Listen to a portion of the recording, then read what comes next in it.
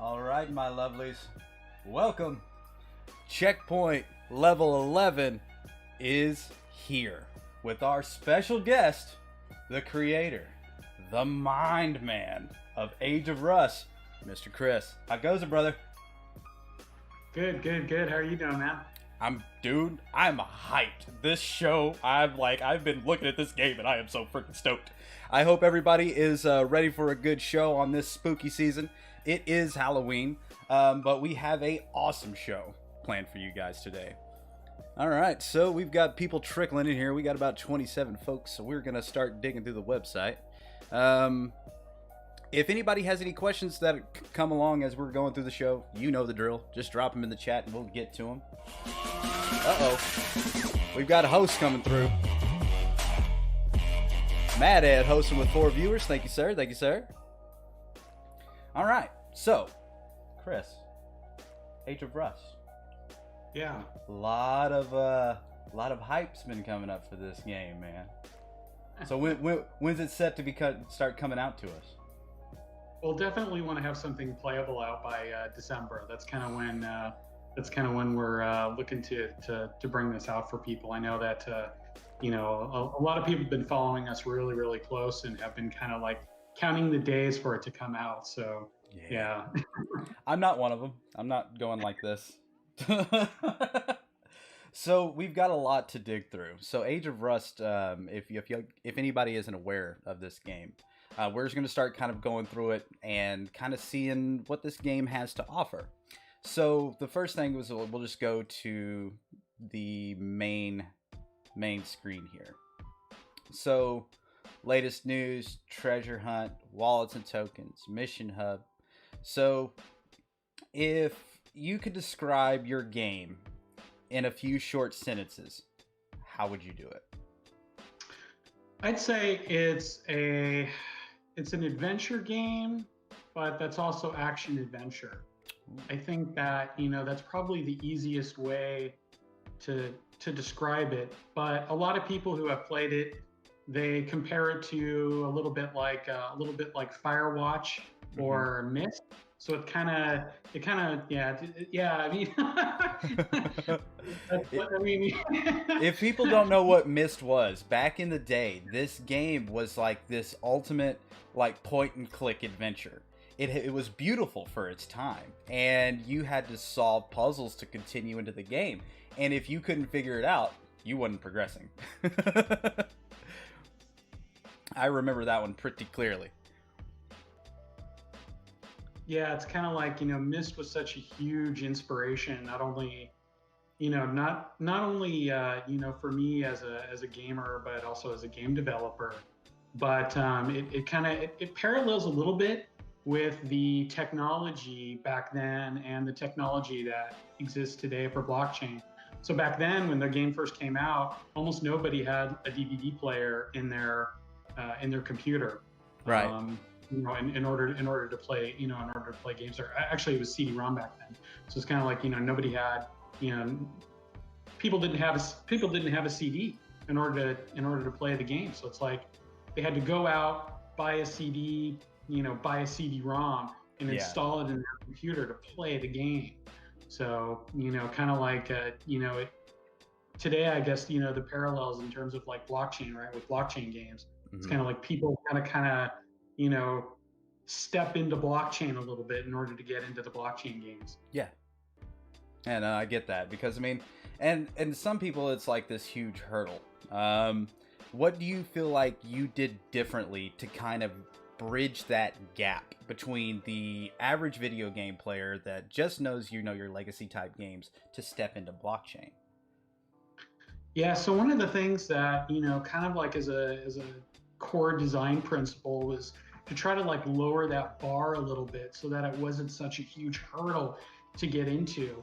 And it is really challenging because the mindset that somebody has to have and the technical kind of wherewithal that they have to have as well in order to get into something like that. So one of the things that we wanted to do is we wanted to kind of like break away from some of the things that involve like, signing a message in a wallet You know, Right. that when one of the first kind of proof of concepts that I had for building a blockchain game was a text adventure called Space Pirates, and If you it's kids don't know what a text adventure is, go ahead and Google it.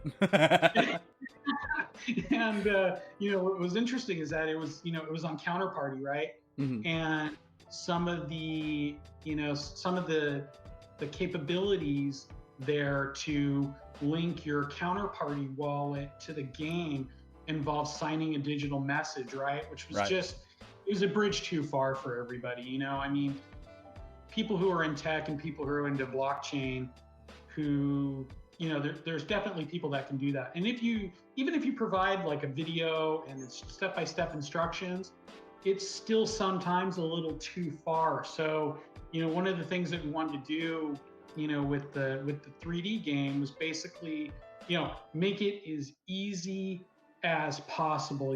No usernames, no passwords, no email addresses to get in. You just scan a QR code through your Engine wallet, and it links your account to the game, and then you're good to go. So That's that was kind of awesome. like, yeah, just try to make it just as simple as possible. So yeah, what is it? Had some cool T183 games, the old calculator. Oh yeah. I'm getting a little buffering every now and then, guys. Apologies if that's buffering for anybody. But yeah, Snake, really? We're gonna bring up Snake. Well, I mean, I get it. If you had a Nokia, that phone was that game was the bomb. But so I'm going through like the Age of Rust a little bit, and I'm seeing these characters. How do these characters come into play? Yeah, so there's definitely like a narrative to the game, right? There's a bit of a storyline. Mhm. There's definitely there's definitely some interaction, with the characters to drive forward the story. So like you have in Firewatch or Myst, or Alien Isolation, or other games of kind of like similar storylines. We definitely have a couple of characters that kind of help push the story, push the narrative, tie some of the gameplay into something more than just moving some objects around on the screen in order to make Yes. something happen, right? Well, it So has to have that character development, and that's kind of what immerses you into a game. You become attached to characters, or you become attached to a mission, or you're setting out for a particular reason. And while I was scrolling down, I also noticed it's single player. This yeah. is something that a lot of blockchain games aren't really approaching. They're looking for the multiplayer approach. What made you go to single player? So a couple of things. One was that even though there was a lot of player demand for having multiplayer, I think within the multiplayer environment, you lose the capability, I think, really to tell a story directly to the player without it becoming something that you have to try to work in a lot of different angles to encompass a lot of different players. And so I think one of the things that I like doing is I like telling a story. I like crafting something from a writer's perspective that basically says, this is the world that I've created. This is these are the characters. This is the storyline. Here's the narrative for this character. And to kind of like bring you into that world is a little bit of a, I think it plays better on a one-to-one level with the player. So that way you can kind of impart an environment. You can really take the world building to that next level and incorporate the player into it.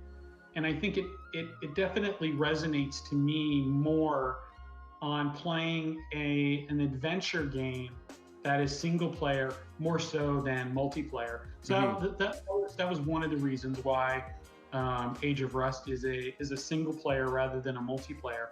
But it does definitely take some people aback because there's so many games right now that are blockchain, that are multiplayer, which is great. That's fantastic. But one of the things that I want to do through this game is I want to tell a story, and I think that doing that in a multiplayer setup is much more difficult, I think.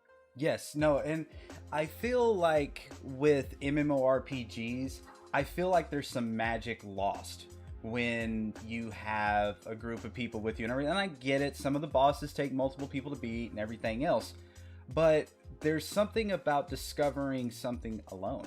There's something about going out and, doing the research to get to a certain spot or anything else. Because, back when we were growing up, we didn't have the internet. We had a lunch table. And that's where some of the best, descriptions of games were held at the time. Like when one person learned a fatality in Mortal Kombat, that was all the rage for that day, because then you go home and you try to do it. And it took that kind of camaraderie to be able to build that. And these days it's so easily accessible, and I'm really glad, because I enjoy first person games. I mean, everybody enjoyed Skyrim. I mean, come on, it was a great game, but it didn't take anybody else in the game to play with you to make it a good game. So that's pretty exciting. Let's see. I had somebody say sometimes single player games are better than multi depending on how the game is played. Exactly. I couldn't agree with you more on that, Emperor. Let's see. It's cool that trains me speak English. I've got some people learning how to speak English. That's dope. Okay, guys. Later on, we are going to be having some races. You are going to need an Engine wallet. If you are the grand prize winner, you will need a BTC address and a Zenzo address. We haven't told anybody about that part, but make sure you got both just in case you do win. And we're going to go into that a little bit later. We're going to keep on going through the website. I just wanted to let everybody know, so if you got to get something ready, you can go ahead and start doing that. So we're going to the fact real quick. Is the game out? You pretty much already answered that. Not yet, but for beta, the beta for Season 1 will be available in December 2020. So go get your Age of Runs cards now. Where will the game be available? The game will be available on Steam. So if you guys want to go put it on your wish list, this is time to do so. Do I need tokens to play the game? To play the basic game, you only need to link your Engine wallet to the game, but you don't need any tokens to start. Let's go off of that for just a second. So what you're saying is that in order to play the game, it doesn't cost me anything to get in. That's right. Yeah. So for at least so the game will be sold through Steam, and what have you. So there definitely is that. There definitely is that piece of it. Mm-hmm. But for to start playing the game, you don't necessarily need to have all the tokens and everything directly available in your wallet on the get-go to start playing the game.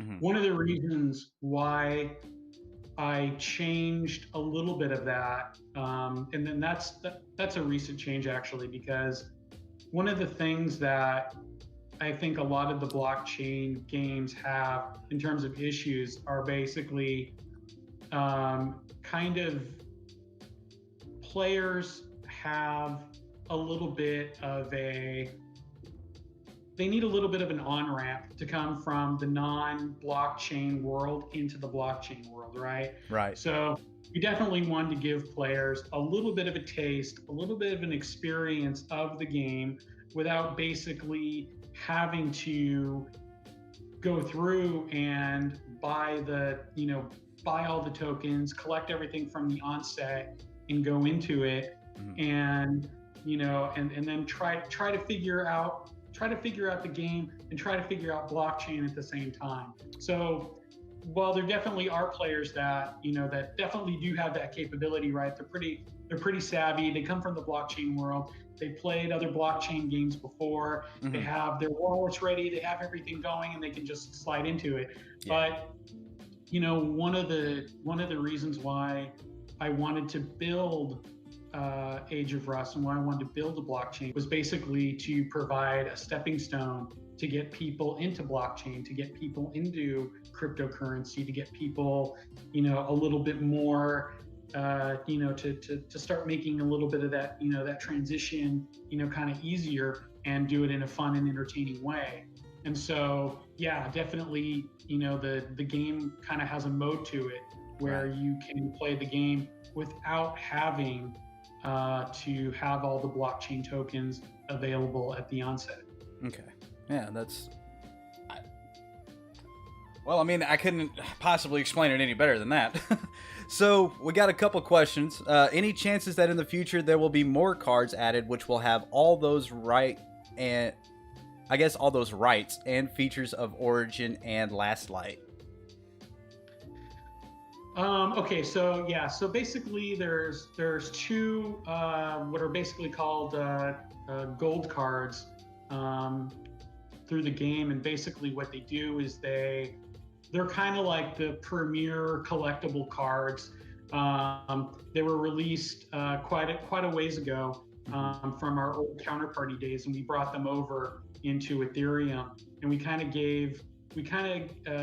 gave those to some players initially who were interested and helped crowdfund the project, right? So Hmm. they're kind of like, okay, like these are the kind of founders tokens, if you will, for for being part of the project and sticking with us for this long. And so those are the two gold cards, and those are called Last Light and Origin.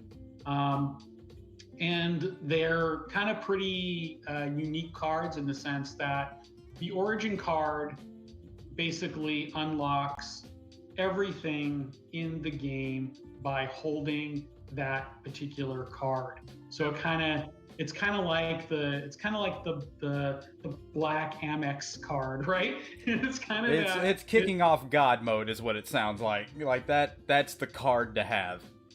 That's exactly right. So not only does that card open up everything for Age of Rust, but also any other game uh, that that is made by Space Pirate Games that will unlock everything going into the future as well. Awesome. So because I mean, we're definitely want to make more games than just Age of Rust later on, Of course. but so Origin card will always unlock everything in our blockchain games going forward, and both of those cards are used in the treasure hunts in the game.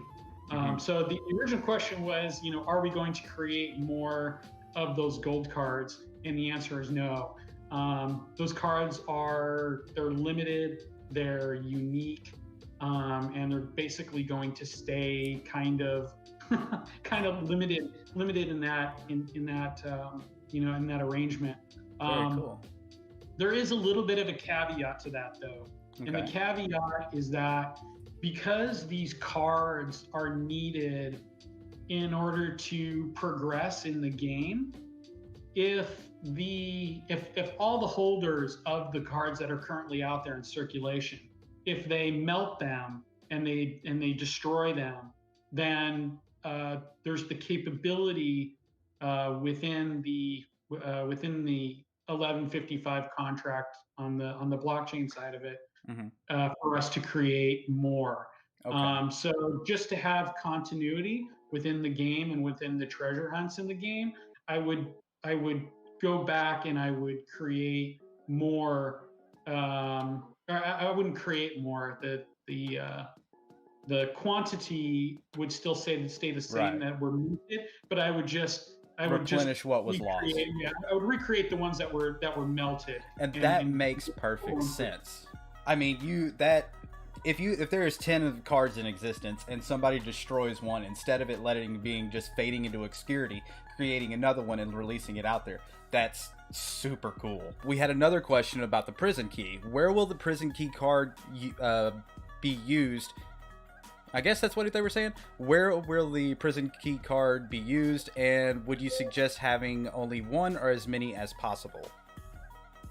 Yep. So definitely so there's a prison key card that was used for that was included as part of the game called FOMO.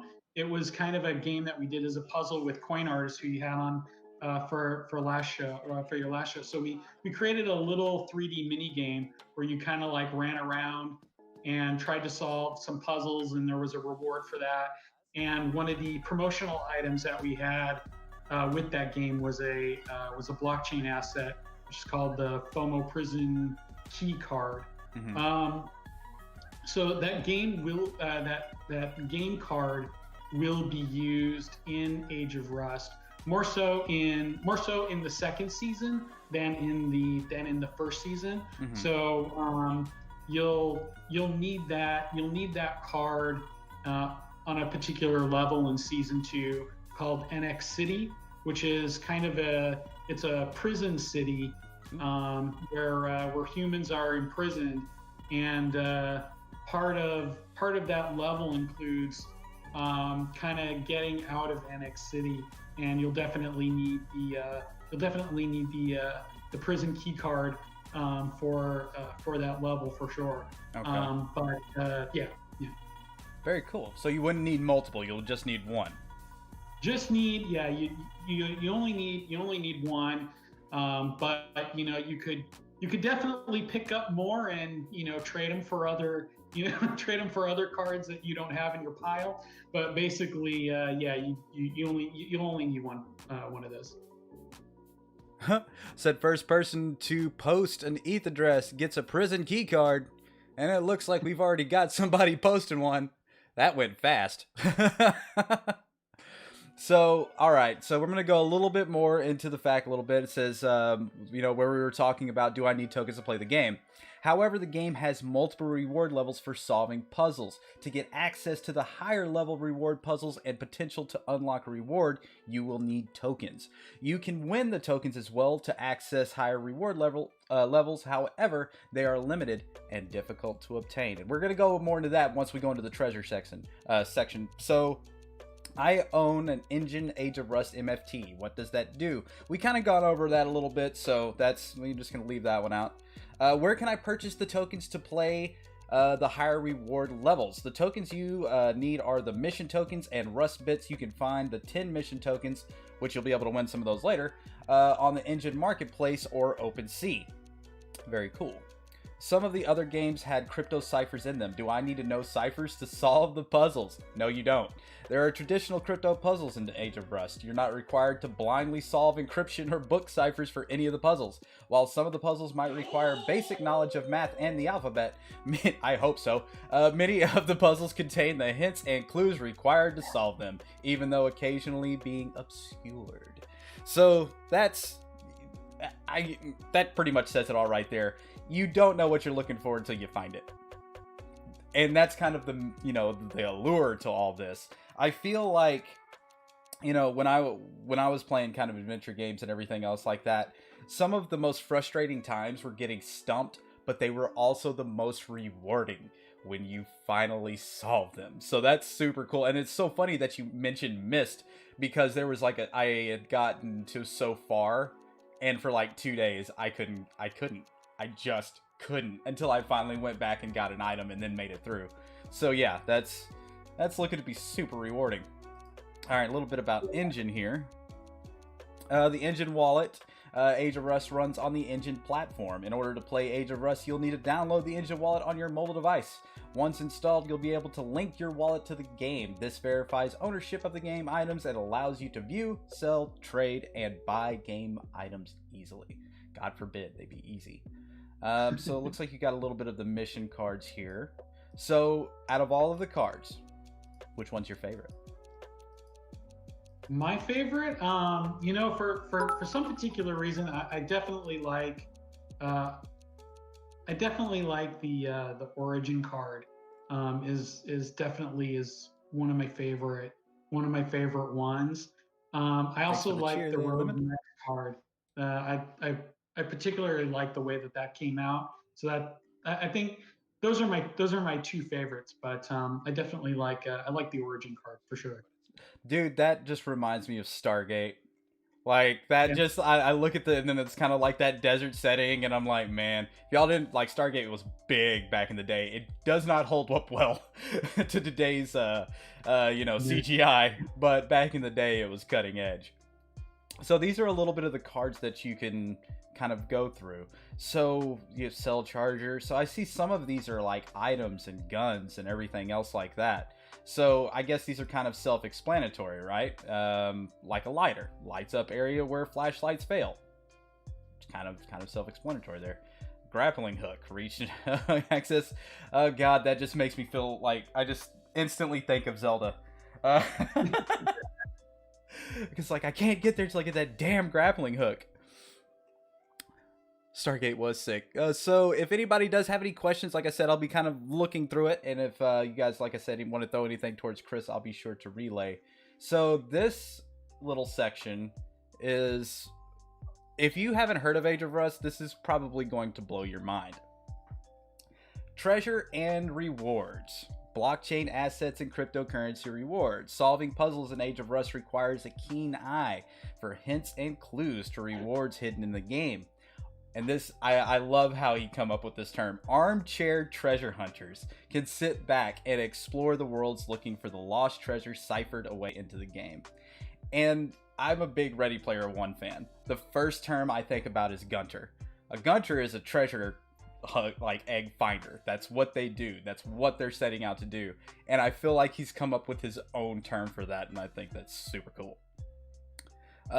Treasure hunt debrief. There are several treasure tokens, and some are backed by a large amount of engine coin. Kanto's private keys, for example, is backed by 20,000 engine coins. Other treasure tokens have similar amounts, such as 12,000, 10,000, and 1,000 engine. There are 2 large treasures in the game, a 4 BTC treasure and a 20 BTC treasure is buried inside of this game. Now, I don't know about you guys. I remember playing Halo 3 and just going 8 for the Hayabusa armor and everything that it took to get it. If this isn't one of the biggest Easter eggs I have seen in a game, I don't know what is. When I remember kind of talking to you this before, when you put the 20 BTC into the game, you didn't really have, it wasn't the value of what it is now, correct? So, that's right, yeah. Where was it sitting at when you decided to put 20 BTC in this game? It was sitting right at around about 1,000. It was just a tad over $1,000 for each Bitcoin back when the design of it went into play. So yeah, it was nowhere near the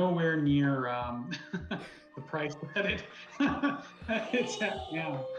Well, that's super cool. I mean, but you stuck to your guns. You didn't change nothing. You were like, I don't care what the value of that coin is. I want that value in my game. And that definitely says something about what you've made.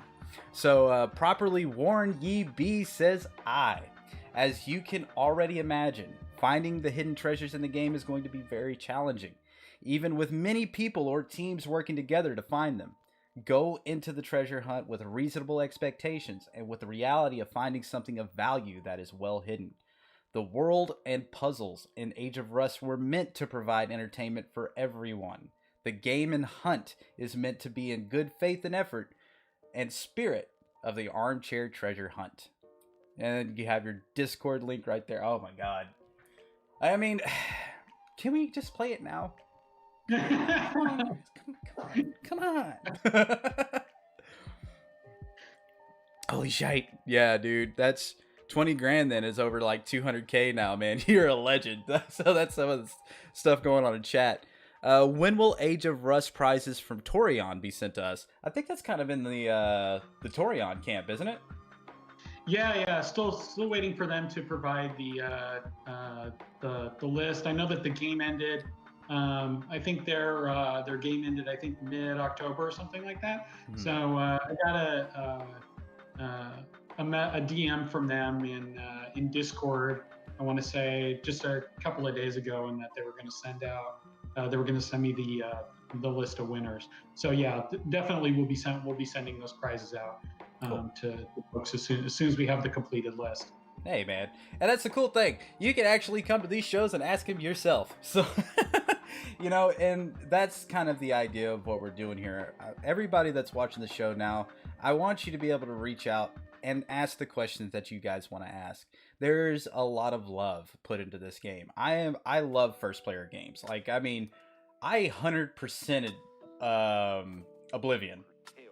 I mean, I spent hours on that game. I did my best to go through every cave, pick up every sword, and then with this, you know, not only are you getting something back, it holds value, but that love for the game is there. And when you're talking about, you know, and I'm going to kind of go into this in just a second, you know, where your inspiration lies. So with that being brought up, what games inspired you to go down the path of creating Age of Rust? Yeah, so definitely some of the early games were definitely inspirational for this. And when I mean early games, we're talking about definitely going back into the 80s for sure. So there was a game called The Pawn, which came out on Commodore 64, and it was a half text, half graphic adventure. Yeah. So you were set upon an adventure, and there was like a boulder in the path, right? Mm-hmm. And you'd have to type, like, you know, get stick, move boulder, right? In order to actually move the boulder out of your way. And this is back before, right? So there's no internet. This is even back kind of before BBSs were even like out there. So you couldn't dial into a BBS and ask your friends. Yeah. You basically, the only way to kind of like try to figure this out was basically to, you know, stay up till 2 a.m, trying to figure out how to get the boulder out of the path, or, you know, hang out at like the, you know, where you got the game, right? So it might've been like a corner computer store, right? Where, you know, you and others, you know, gathered, or, you know, maybe it was like a computer lab at school, right? Or something like that, you know, where everybody's playing Oregon Trail, right? And you're like, I died of dysentery again. Right. You know, oh man, I got the pawn and I'm like stuck, you know, trying to get the out of the path. How do I do it? You know? And so that was one. The other were like, so SSI came out with a whole bunch of RPG games that were called Gold Box. And the reason why they were called Gold Box is because they came out in a gold box. One of them was called Eye of the Beholder. Mm-hmm. And it had a lot of very Myst-like kind of puzzles in them, right? Mm-hmm. So you'd have to like orient like the jewels in the wall to a particular, you know, order. You had to like do kind of like all these things. And at the time, gamers weren't used to that kind of a game. They were used to, you know, pick up sword, you know, kill orc, you know, move into the next room. Right. And so while the game definitely had that, the game also had these puzzles where you'd have to, you know, pick up a skull and put it in a notch in the wall, and the wall would slide out of the way, right? So, you know, that was kind of, you know, and again, you know, there was no way to figure any of this out other than you and your friends staying up late at night. Yep. In the game, just going taking down notes, physical notes, and putting all that stuff together. That was the hunt. That was the hunt, right? And so that was the, you know, those kinds of games, as well as the Sierra games that came out a little later on. So Space Quest, King's Quest, Quest for Glory, you know, all those, and while those were point and click, you know, adventure games, and, you know, some of them had a text parser, the spirit of playing those games and the spirit of trying to figure out what the next step was without somebody or the game specifically telling you, you know, go pick up the crystal shard and put it in the fountain, and then you'll be able to get to the next thing, you know. So these days, the way that games are done, particularly in the adventure genre, is that a lot of game developers are telling players directly how to get to progress, because a little bit of it is, you need to have some patience to play a game like that, right? Yep. And the games that are geared and the games that sell really well today are the ones that basically have very linear progression, Yep. where you tell the player exactly what they need to do in order to get to the next step. Mm-hmm. While I do a little bit of that in Age of Rust, definitely a lot of these reward puzzles don't have that. So while there may be a hint, you're definitely not going to get the step-by-step instructions on how to solve that puzzle. So, Nice. but yeah, but those early games, those early point and click, those early adventure games, the Zorks, all those kinds of games were definitely inspiration for creating this. Yeah, we actually had a name drop in the chat, Shadowgate. Yeah. Yep. Yeah, we had a little Absolutely. bit of a drop. And see, back in the day, these games did not have the conveyance as they do today. They expected you to figure it out. There's a fine line where between it becomes too hard, I can't progress, to I have to work to get past this. And I feel like that's been something that's been kind of lost, because you're so taken by the hand and you're guided, you're taught, you have auto aim, you have all of these things that can make you a better player without having to be a better player. And that hurdle is what separates the adventurer from your casual gamer. And it's cool to see that coming back out.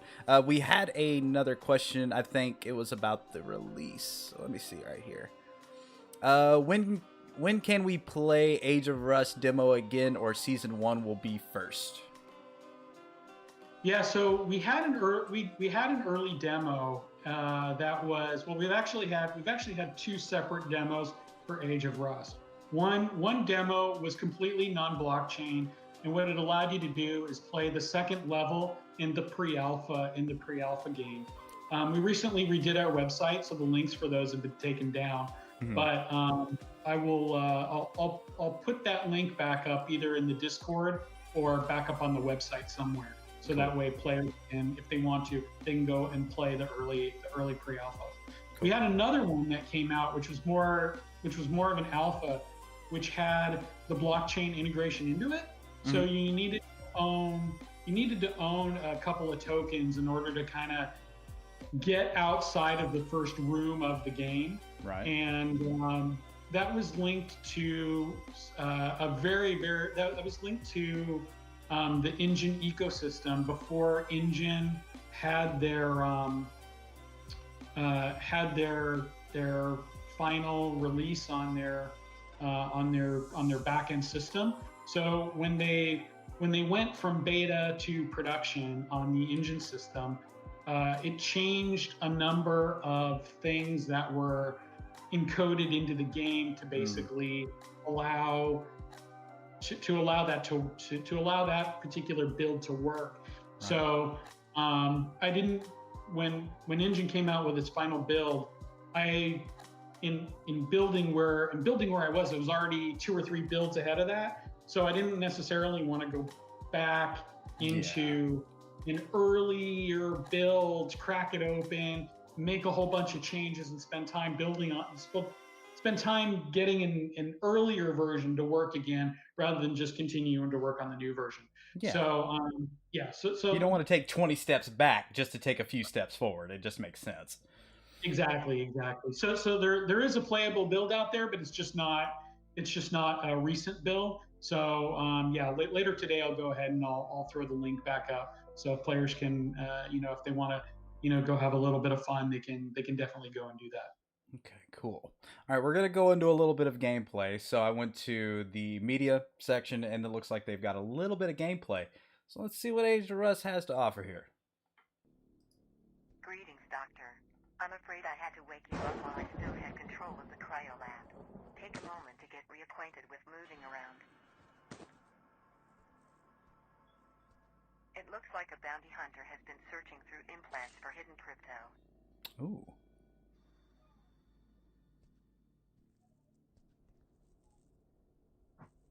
I saved this one. I haven't seen it either.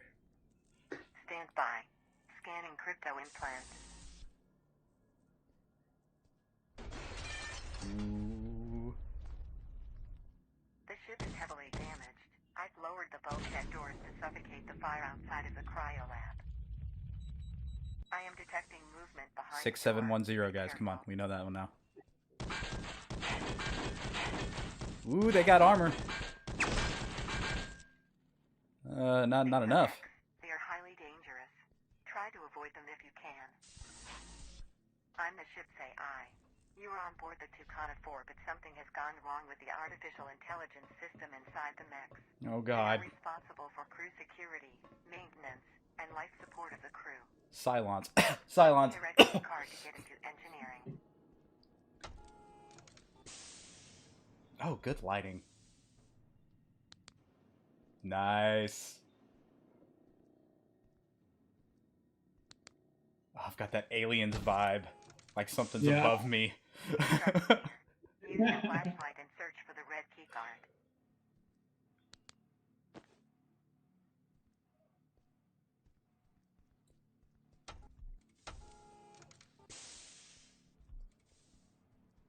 Wow. Oh, I'm totally not fangirling right now at all. I am detecting rogue AI in the engine room. You might be able to sneak around them. I have also blocked them from communicating to each other in case one detects you. There's a flashlight to your left, bruh. Ooh. Bruh. You took one shot. Oh. That was brutal. Man. It's got me all kind of hyped up. Alright, hold on. Looks like we got a little buffering action going on here.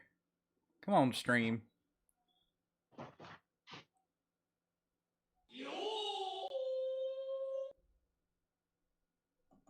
Did you just... maybe watching the video was too much?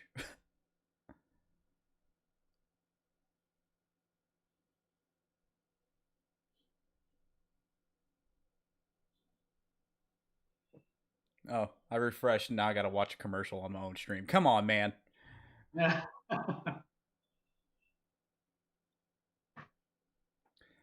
I want to go. There we go. Okay, we're back. Sorry about that, guys. I would love to go to a different internet company, but there's only one because I live in a podunk town. My apologies. Yeah, a little bit of a bufferino there. All right, so this is one of the other videos that had I saw last night. I watched this one, and I know hints when I see it.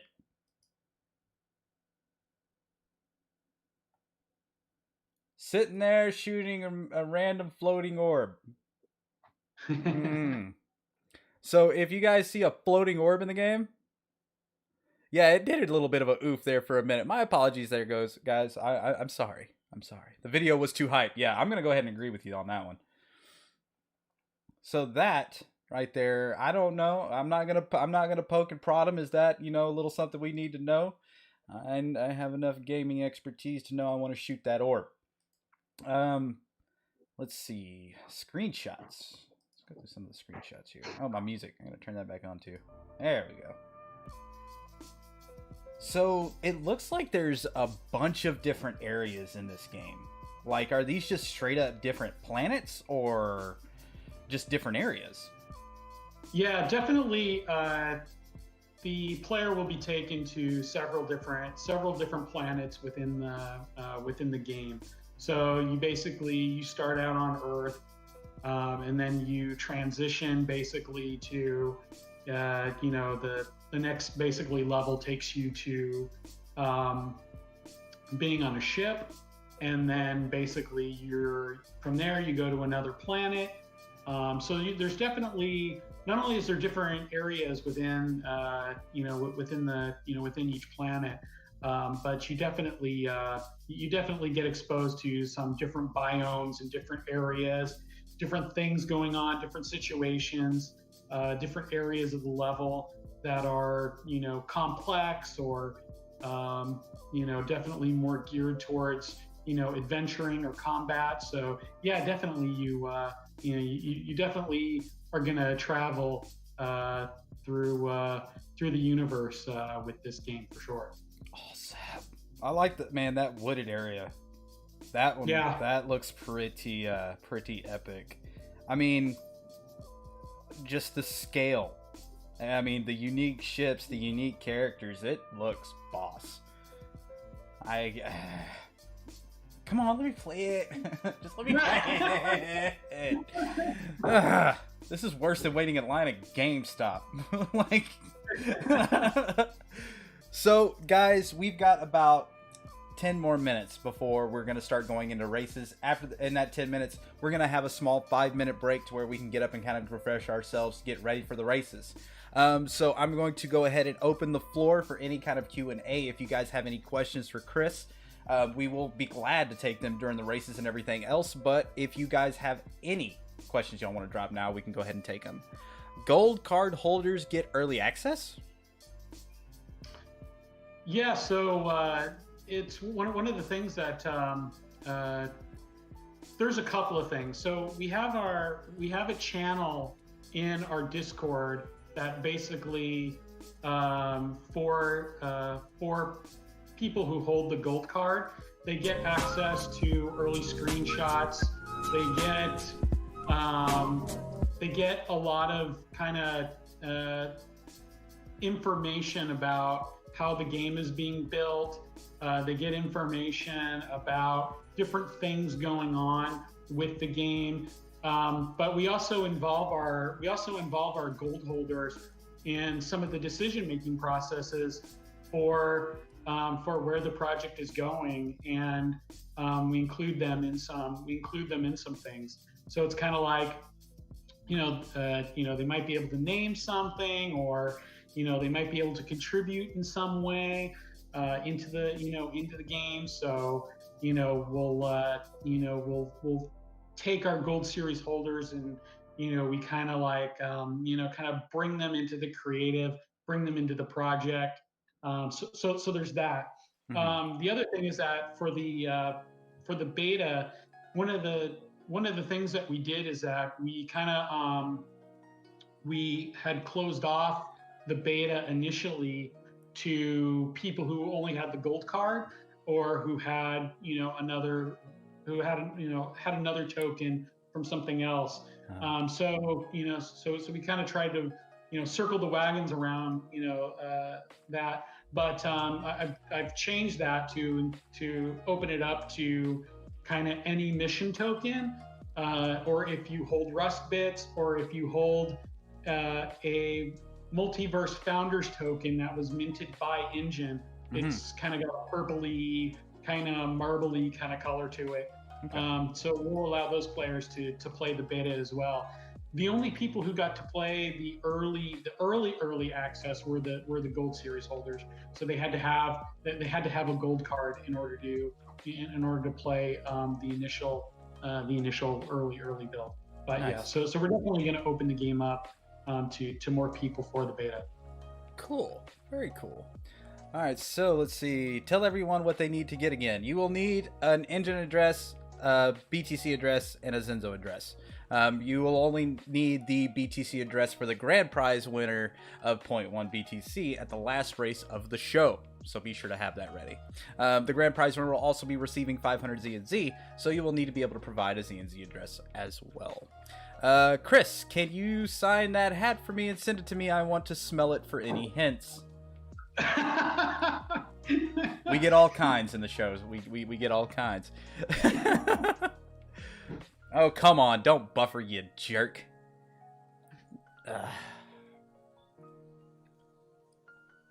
Okay, we're back. There we go. All right, so let's see. Wait your turn. Oh, God. Win jet bike token. I hope I'm saying that right. Is it for AOR merch we bought? Yeah, so if somebody had purchased, we're obviously partnered with Engine on a lot of different things. They promote the game for us, heavily, on their platform, since we're an Engine game. Mm-hmm. And maybe about in September, they offered us to have the capability to have a piece of merchandise, which was an Age of Rust, which was an Age of Rust hoodie. And if somebody bought an Age of Rust hoodie, they could get a Jet Bike token. So basically, if you didn't get your Jet Bike token yet and you purchased a hoodie, come into the Discord, DM me your F address, and I'll send you the Jet Bike token. I think there was I want to say probably like 95% of them sent out. So I think there's probably a few people who probably didn't get it. So if you bought your Age of Rust hoodie and you didn't get your Jet Bike token, come into the Age of Rust Discord, DM me, and I'll send you your token. Cool, very cool. Let's see, we had another one. Guys, like I said, I'm sorry, we've got some buffers that are kicking on, but it's coming right back, so just bear with us. Let's see if you did win. We need this. Saw another question. Let's see. Stop typing. All right, let's see. Does Age of Rust support interoperability in general? Easier said than done. Easier said than... Stop typing, you guys. It just keeps popping it back down. Enter said it... Damn it.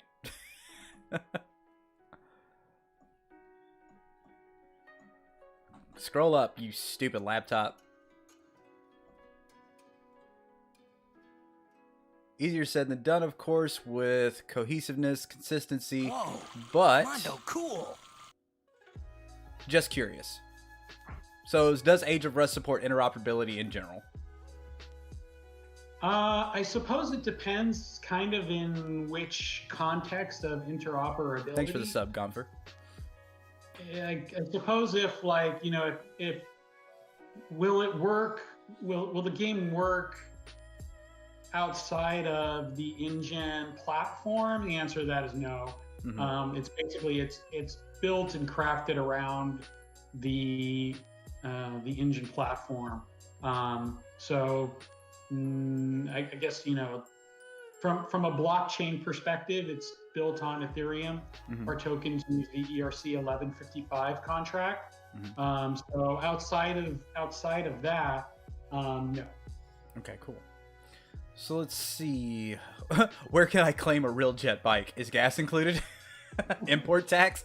No, B. I don't think we can get that. Let's see. A little hard. Is the Xbox controller usable? Yeah, absolutely. So the game will recognize your Xbox controller as well as a PS4 controller, or you can use keyboard and mouse as well, if you want to. So you can either use a gamepad or keyboard and mouse. Nice. So the NFT tokens that I actually have on the screen now, these are the ones at the bottom. The Season 1 multiverse, so like the Shadow Song, APG, Forge Hammer. What can you do with? Will it have a future? What if you hold 7 of those? Thank you for the follow, A-Stacks. What if you hold 7 of? What if you hold multiple of the multiverse tokens? I think that's what they're asking. Okay, yeah. So the game definitely does use the multiverse tokens. Season 1 uses a variety of them, but it doesn't use all of them. But it definitely uses like Forge Hammer, the Epichrome sword. It uses we use definitely more than one, but we don't use necessarily all of them. In Season 1, Season 2, we're adding more support for the multiverse tokens. But you're definitely gonna want like the Shadow Song one. You're gonna want the Owen Drasdane. You're gonna want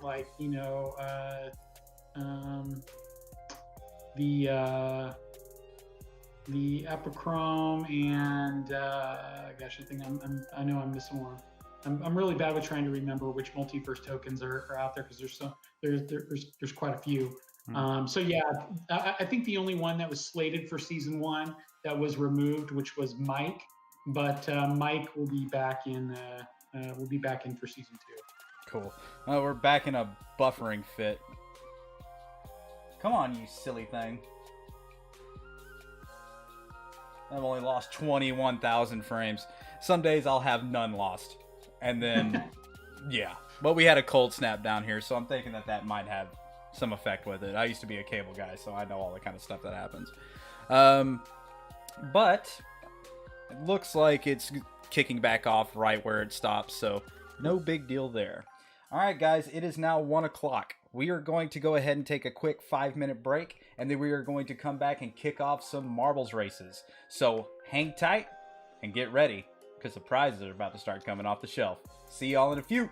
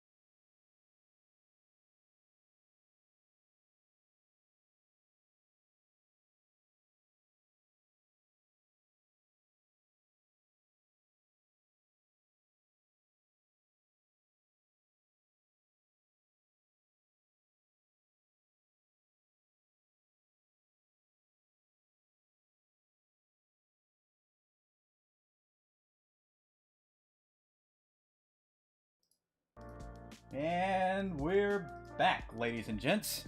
It's marbles time. And let's just talk a little bit what's on the plate here. We've got Age of Rust mission cards 1, 2, and 3. We've got Age of Rust MFT tokens that unlock beta access plus bonus missions in Season 4. We've got 10 APG M55 plasma guns and gun tokens.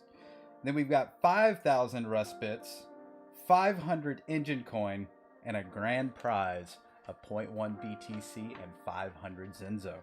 So without further ado, let's get a track up and going here. Now, rules of the game.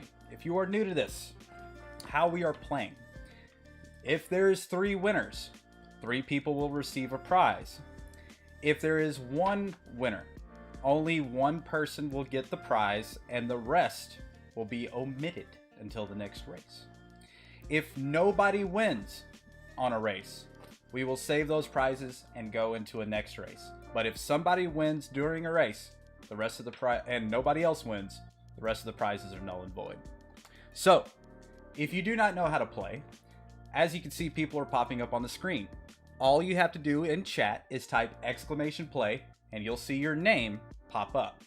Once the race starts, you'll go through the track and we'll have winners at the end. How we have it set up is first, second, and third will win prizes. And on the first race we have, let's see, I had that ready. On the line, first place winner will get an Age of Rust Mission 1 card. Second place will get a plasma gun. And third will get an Age of Rust Mission 2 card. So that is what's on the first race here. Alright, we got 29, so come on, don't be shy. Also, if you win a race, please DM UrinB in the Zenzo Discord. There is a link to our Discord below. And in order to receive your prize, we have to hear from you. So, be aware of the rules. And if anybody has any questions as this goes down, throw it in the chat. We'll get to you. All right, man. We got about 48 people in the stream, so I want to see 40 marbles out here on the track. Can we win multiple prizes? Yes, you can. If you win the same of multiple cards, look to see if somebody else wins multiple. Get to know them. Trade. That's what cards are about. Just make them pay the gas fee or something. I'm just kidding. Yeah, as long as it's not transferring at like 100 plus Gwei, we'll be all right. What do you think about, man, that grand prize? That grand prize, man. If you can, you'll have enough to be buying that fancy card that's out there. If you go out there and see the Origin card, trust me, that sucker's worth a pretty little penny. And if you win that 0.1 BTC, I suggest you go grab that sucker as soon as possible. All right. We've got 37 people out on the track. We are going to start the countdown. 45 seconds until we kick it off. Good luck, guys, and may the odds forever be in your favor. This is going to be a good one, man. It sucks because I can't win, but I snuck a pack from somebody. Nothing. I'm not going to talk about that. Got to get the rest of the cards, though, man, because I got to collect. These are like the NFT Pokemon cards I've been looking for. All right, here we go.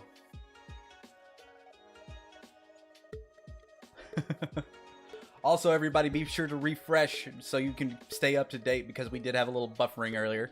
Might have fixed it out there, but who knows? Here we go. It's a pretty forgiving track, so I'm hoping everybody survives. Some of these tracks are brutal, dude. Are they? Yes. That's why I said if nobody wins, we'll carry the prizes to the next one. Right on.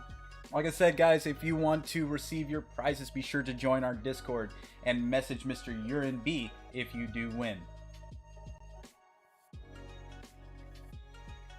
All right, everybody heading down the pipes now. We've got a lot of marbles on the track, so I can't even see names.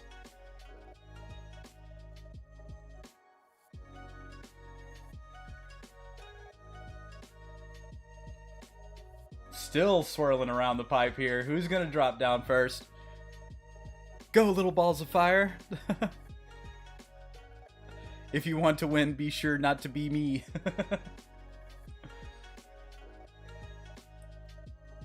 Alright, Mengeris. You're in B. Pogob, Kakio, Zambord. First one's out of the pipe. The boost is off. Yes, there is no boost. We want this just to be just simple as it can be. Everybody has an equal chance.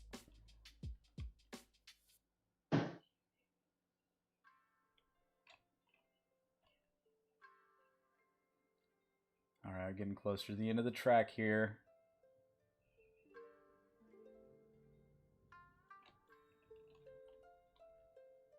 Alright.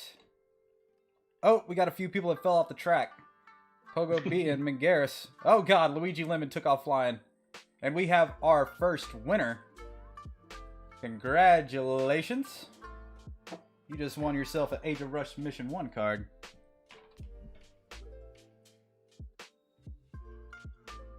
You're in B gets second. And Milan012 gets third. I said Mulan. Milan.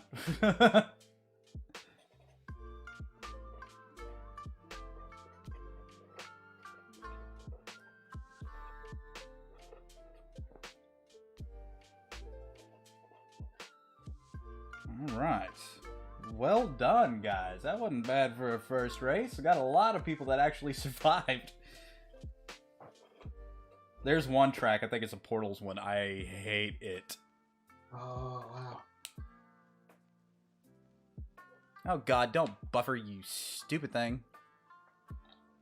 So we're going to omit B. And just for the future races, guys, Kakios and B don't race, so we don't have to do that. So we're gonna go ahead and skip B, and we'll take fourth there. Ace Stacks will take third. All right. Congratulations, guys. Nice. On to the next race. So, the second race changes up just a little bit. We've got the Age of Rust MFT token for first, Age of Rust Mission 3 cards for second, and a plasma gun for third. You guys know the drill. Exclamation play, get your ball out on the track, and let's have that next race. Also, guys, if you have any questions, feel free to throw them out while we're having races. I mean, Chris, how long has Age of Rust been in development? So it's definitely been in like hardcore development, like solid, just like coding for about a year and a half. And before that, about 6 months of some initial design work. So altogether from start to finish, about 2 years. Wow. At least the 3D game aspect of it, yeah. We've had some other stuff that we've released over the past 3 years. So there's been the FOMO game that I talked about earlier, right. Like a horror series that I have worked on called Red Fern Valley with one of our community members. We have some really talented community members that work for some pretty big game development houses, as well as just other folks have pitched into that as well. It's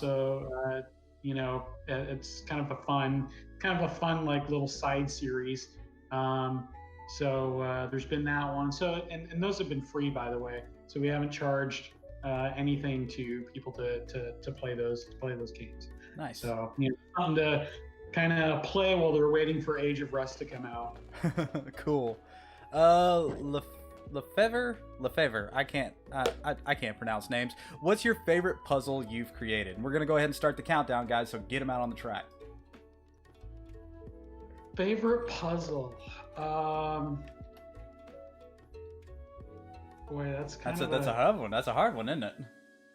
That is a hard question. I think my favorite one was one where it was really difficult, but basically in the text adventure game that we had, there was a puzzle that you had to decipher all the clues, and you actually had to create a token on your own, where you minted your own token, and it basically gave you control of the game in that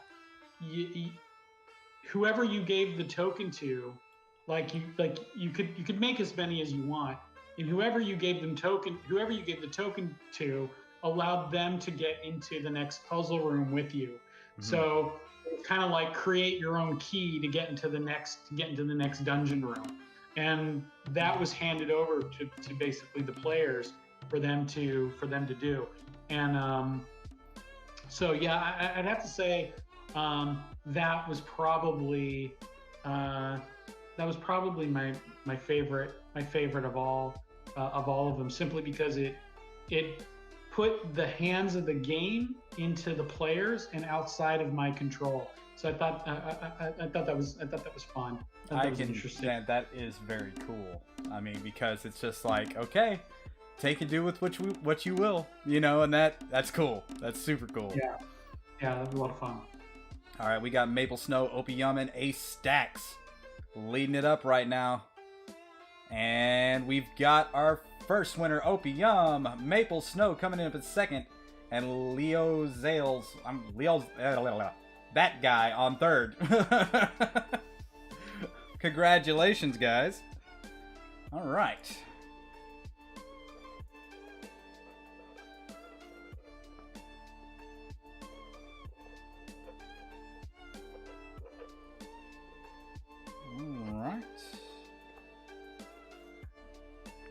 Moving right along. Okay. Yes, everybody, it is your responsibility to claim these prizes. If you are here and you are in it, you will know. And I mean, just pay attention. We're not one of those people that's just going to be like, oh, you waited 2 hours too long. We have these recorded. Come and get in contact with us, and we will get you taken care of. All right, next track.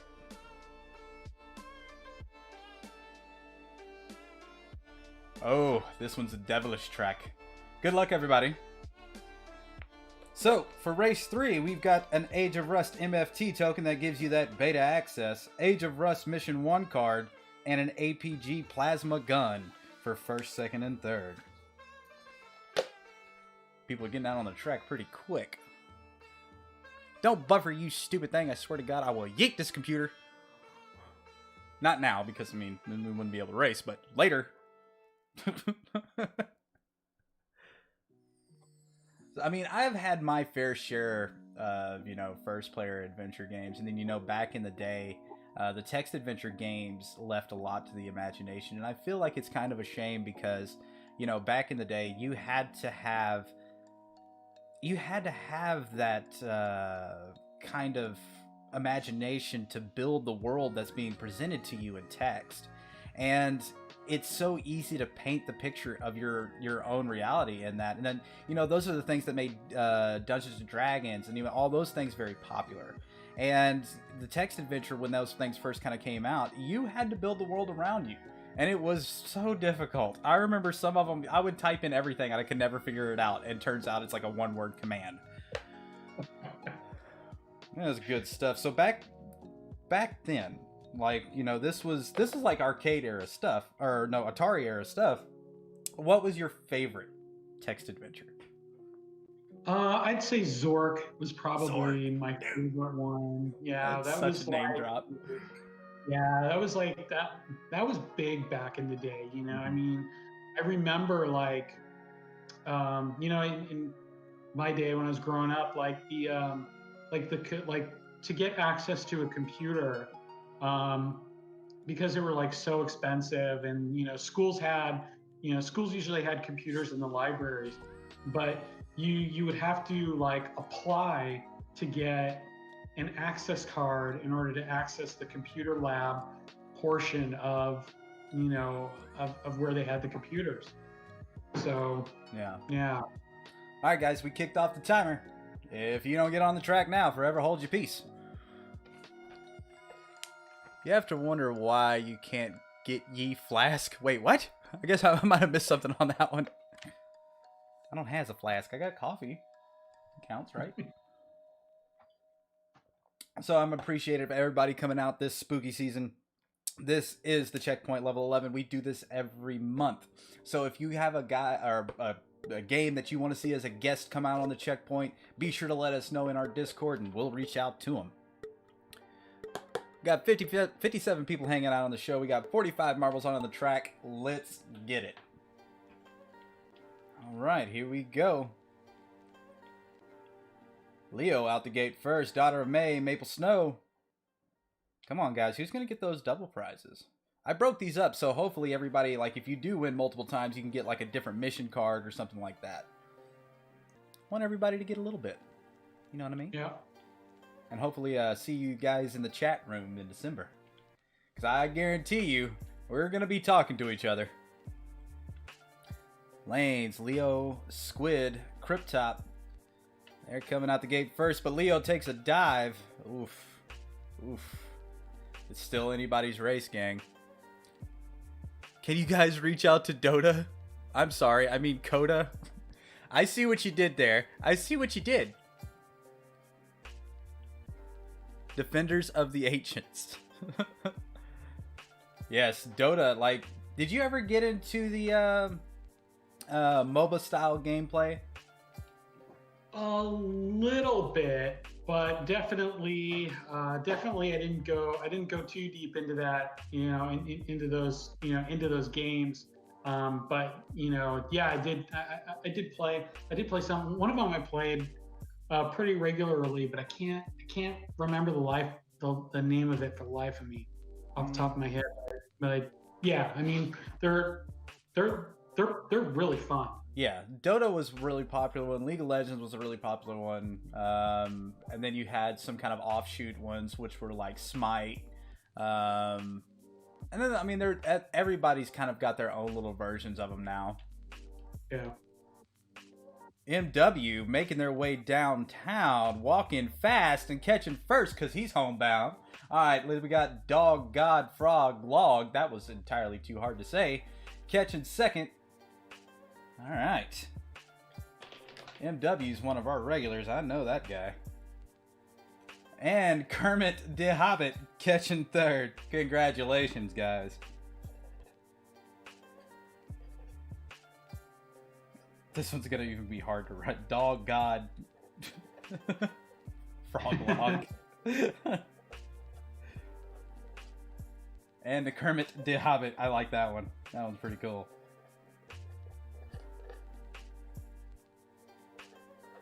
So is there anything you want to tell the viewers?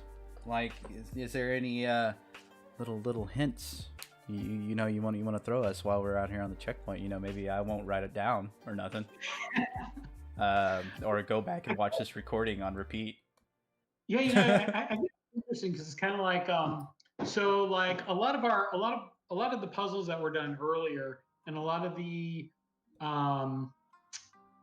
in either the other games or some of the other things we've done, some of the little community puzzles, some of the stuff that we posted on Twitter, that kind of stuff.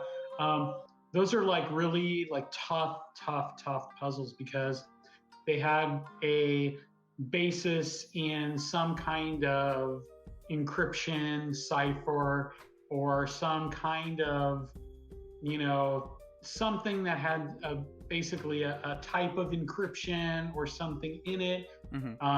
Some of them are like, were book ciphers, or some of them were, those kinds of things, and they were really, really difficult.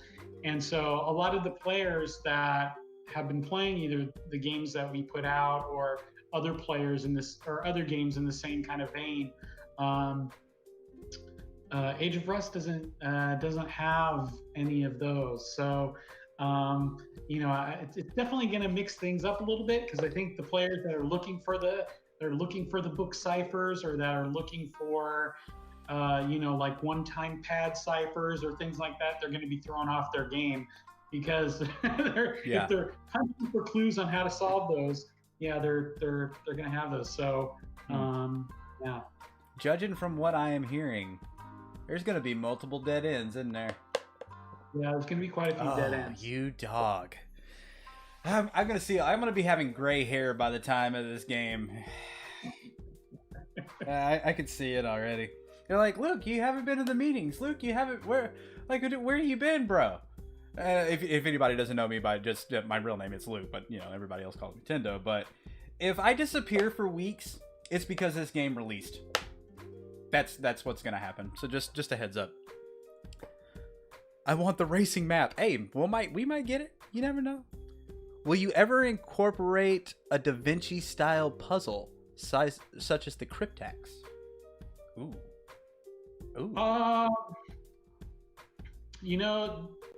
It's kind of hard to put in. Read his face, guys. I want to make sure he doesn't he's just I'm on to you. He doesn't want to give up too much. I'm on to you. It's kind of hard to put in puzzles that are designed by others or that are really popular puzzles, because then people will kind of figure those out and kind of put those in. But a lot of the puzzles that are in the game definitely kind of have a style that follow like adventure games, or they're kind of they're Da Vinci Code kind of things. So they're kind of in that they're kind of in that vein, but I wouldn't say that they're exactly laid out in that same way. So yeah, it's kind of like you gotta look for the clues, and you gotta kind of follow where the clues lead you. I see. So with that kind of being said, we're kicking off the race, by the way. 45 seconds. First, second, and third will get a Rust Mission 2 card, a Rust Mission 3 card, and a plasma gun. So these puzzles and everything, where did you draw inspiration from to come up with the ideas for your puzzles without giving away too much? Just kind of an idea. So definitely, like a lot of lore that goes into the puzzles comes from a lot of interesting places. So a good example would be like, back in the 80s, a series of books came out called Mysteries of the Unknown from Time Life, and they have a lot of lore to them. They have a lot of mythology, a lot of myth. And so some of the things that relate to the narrative and the lore behind the puzzles comes out of those. So, an example might be like the story of the Mary Celeste, and how that particular thing might take place in the far distant future, right? So that kind of leads to some of the storyline, some of the narrative, some of those things. But from the actual puzzle perspective, a lot of the actual puzzle perspective comes from playing past adventure games, right? Like the Sierra games and those kinds of things. Nice. I mean, and it's so easy to draw inspiration on what once was and then evolve it. See, one of the first Easter eggs that ever dropped out came out in a game called Adventure. All right, if you guys aren't aware of that, that was an Atari game. And you got this little dot out of a wall towards the end of the game. And you had to bring that dot and drag it across all of these different walls to figure out where the gate was. Because when you first got the dot, you didn't know. You just why am I holding a dot? And then that next person comes through and well, there's got to be a purpose. And when they found the gate, which actually happened to be back towards the beginning of the game, when you walked into it, you found the developer's name, because Atari didn't allow developers to put their name in the game. So he said, screw you, I'm doing it anyway. Because, Marble King 69, Ivan, Jackie, and Emperor, congratulations. So with that being said, that being the first Easter egg, everything kind of started to grow from that point. And it's evolved, it's changed, they certainly got a lot harder. Again, apologies for any buffering or anything, guys. Everything's still going on, but sorry.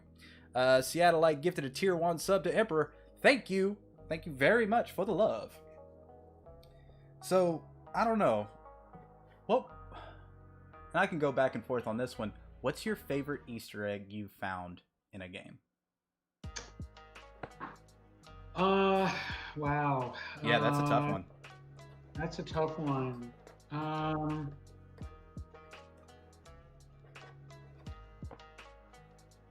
The one that I can kind of remember that was pretty interesting was in a really old Sega game called Zillion, and it was kind of it had kind of like these platforms that you could like ride up and down, and it was kind of weird. Like if you ducked in the right area and you shot your gun multiple times and hit just off screen, you could like walk off screen and like walk into another room that you couldn't get to in any other way. So that was really cool.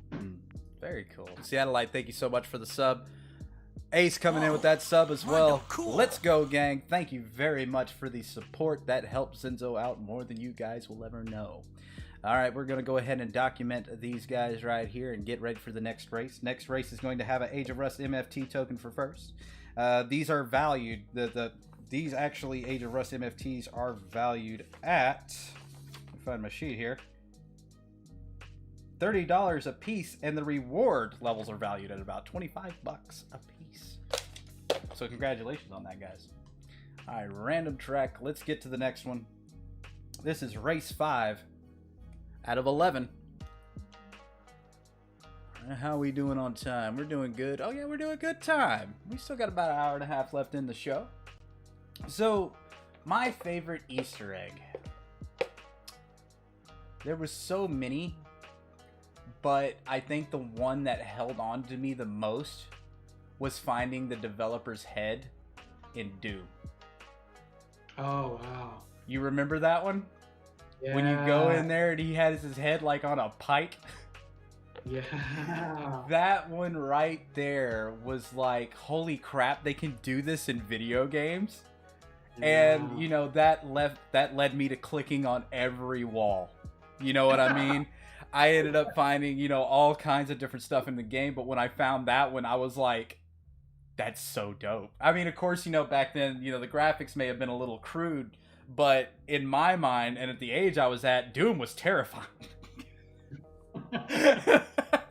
So seeing that, I thought was really cool. All right, guys, we got the next race up. So if you have not typed !play, I suggest you do so now because we are kicking off the countdown.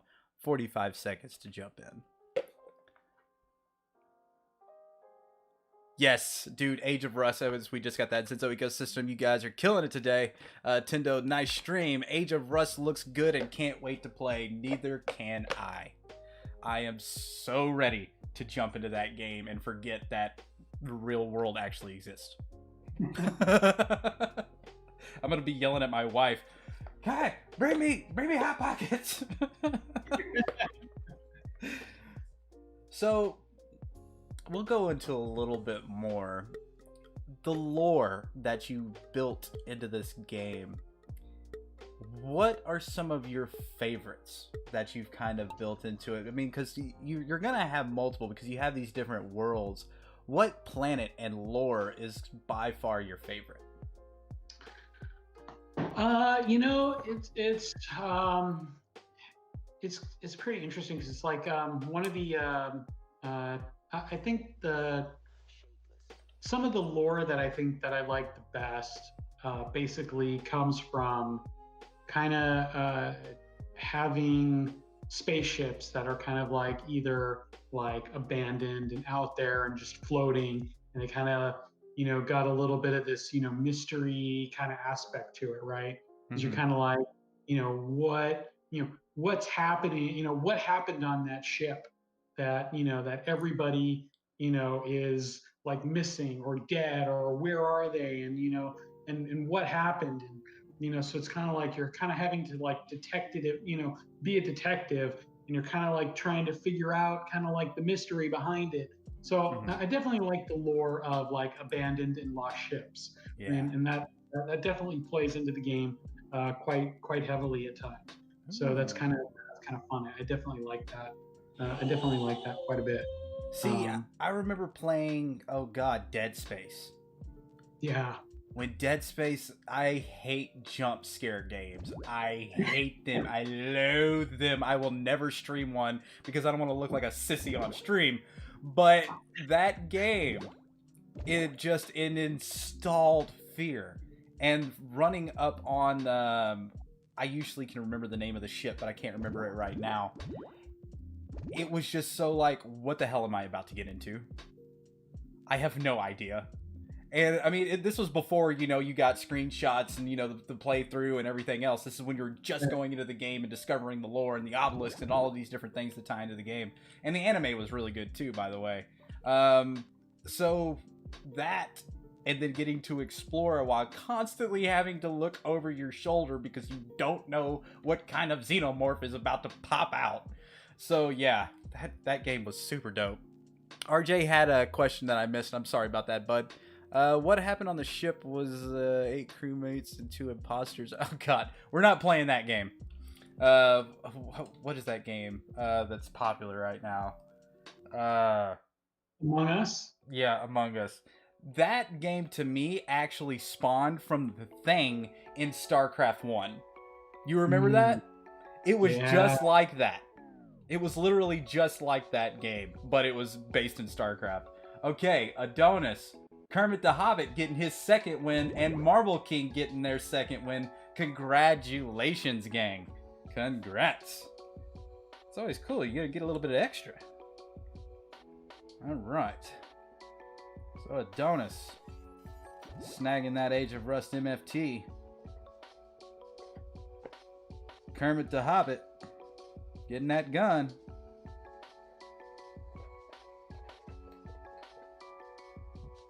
And like I said, guys, if you win double of something and you see something that you want that somebody else has that maybe they got a double, reach out to them. See if they'll trade with you. That's what these things are about. What's good of all the cards in the world if you keep just holding them to yourself? This ain't Monopoly.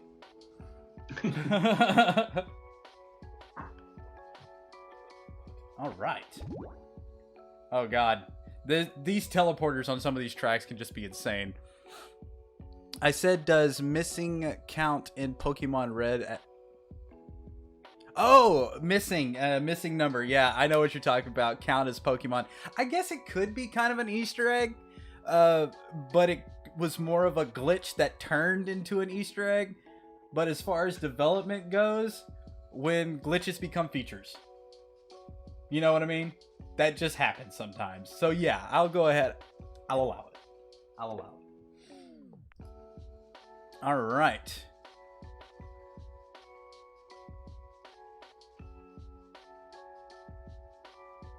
So this will be my 8th MFTs.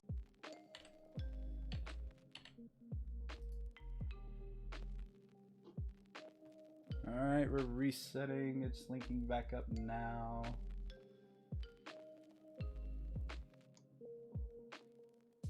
I'm not happy with you right now, Internet. I'm displeased. Oh, it's getting rough. Stay solid. Come on.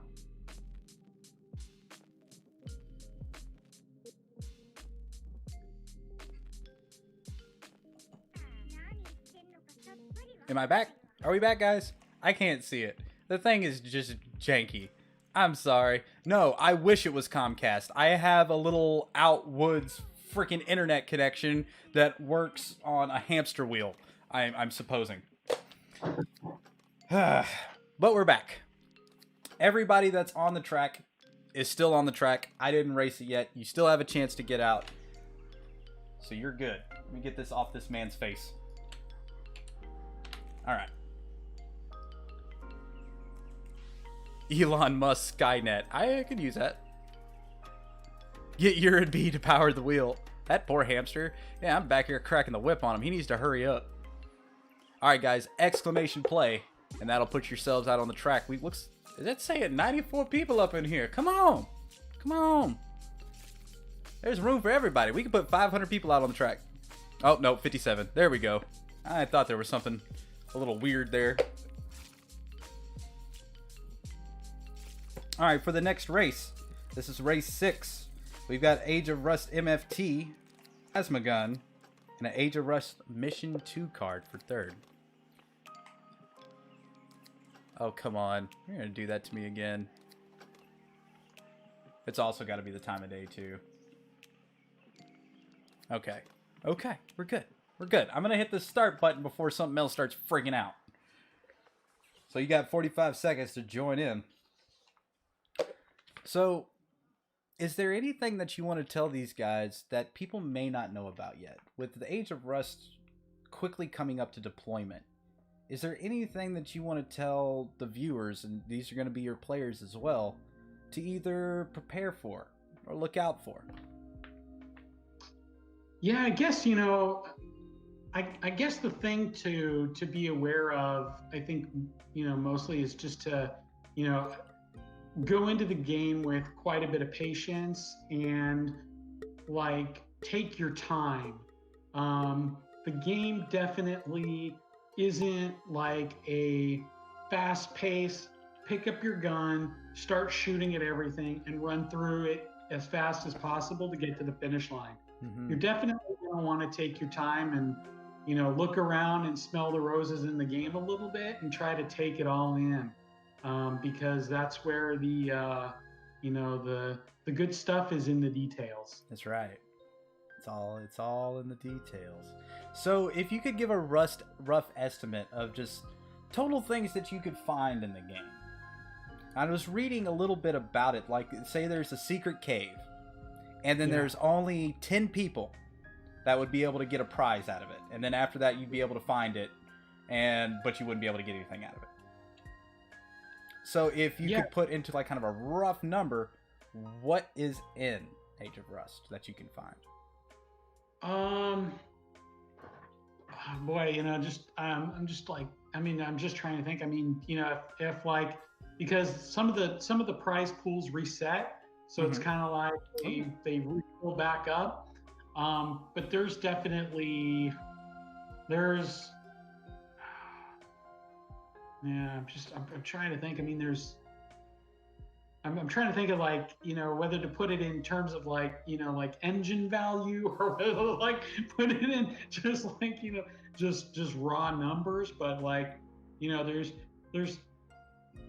I want to say there's just, I mean, there's thousands of items. And there's like tens of thousands of dollars in you know, in engine coin, you know, like in the, you know, in the game in and of itself. So it's kind of like, you know, yeah, it's you know, it's quite a lot. All, you know, but all things being equal, it's kind of like, you know, there's definitely there's a lot in there, you know. But that's a good thing to, you know, that I should find out and you know, because I mean this is another cool thing about these shows. Sometimes you'll get the questions that haven't been asked yet, and then it's like, I can kind of harp on that one a little bit. So I mean that's the idea. And just hearing that, I mean, the way that you set it up, it's just not one person gets it. They'll reset over time, and you know how it goes. One person can keep a secret, maybe two, but never three. No. So keep an eye out in their Discord where their chats start going, because you never know when one of those treasure hunters are going to be dropping off a little bit of info. Gonfer, Milan, and Lefevre. Congratulations on y'all's wins. Got a couple repeat offenders here.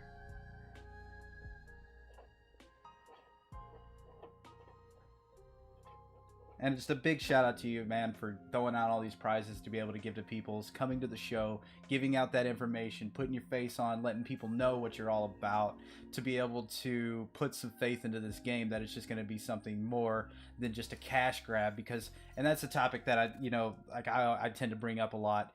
A lot of games from blockchain to legacy gaming are out for the almighty dollar.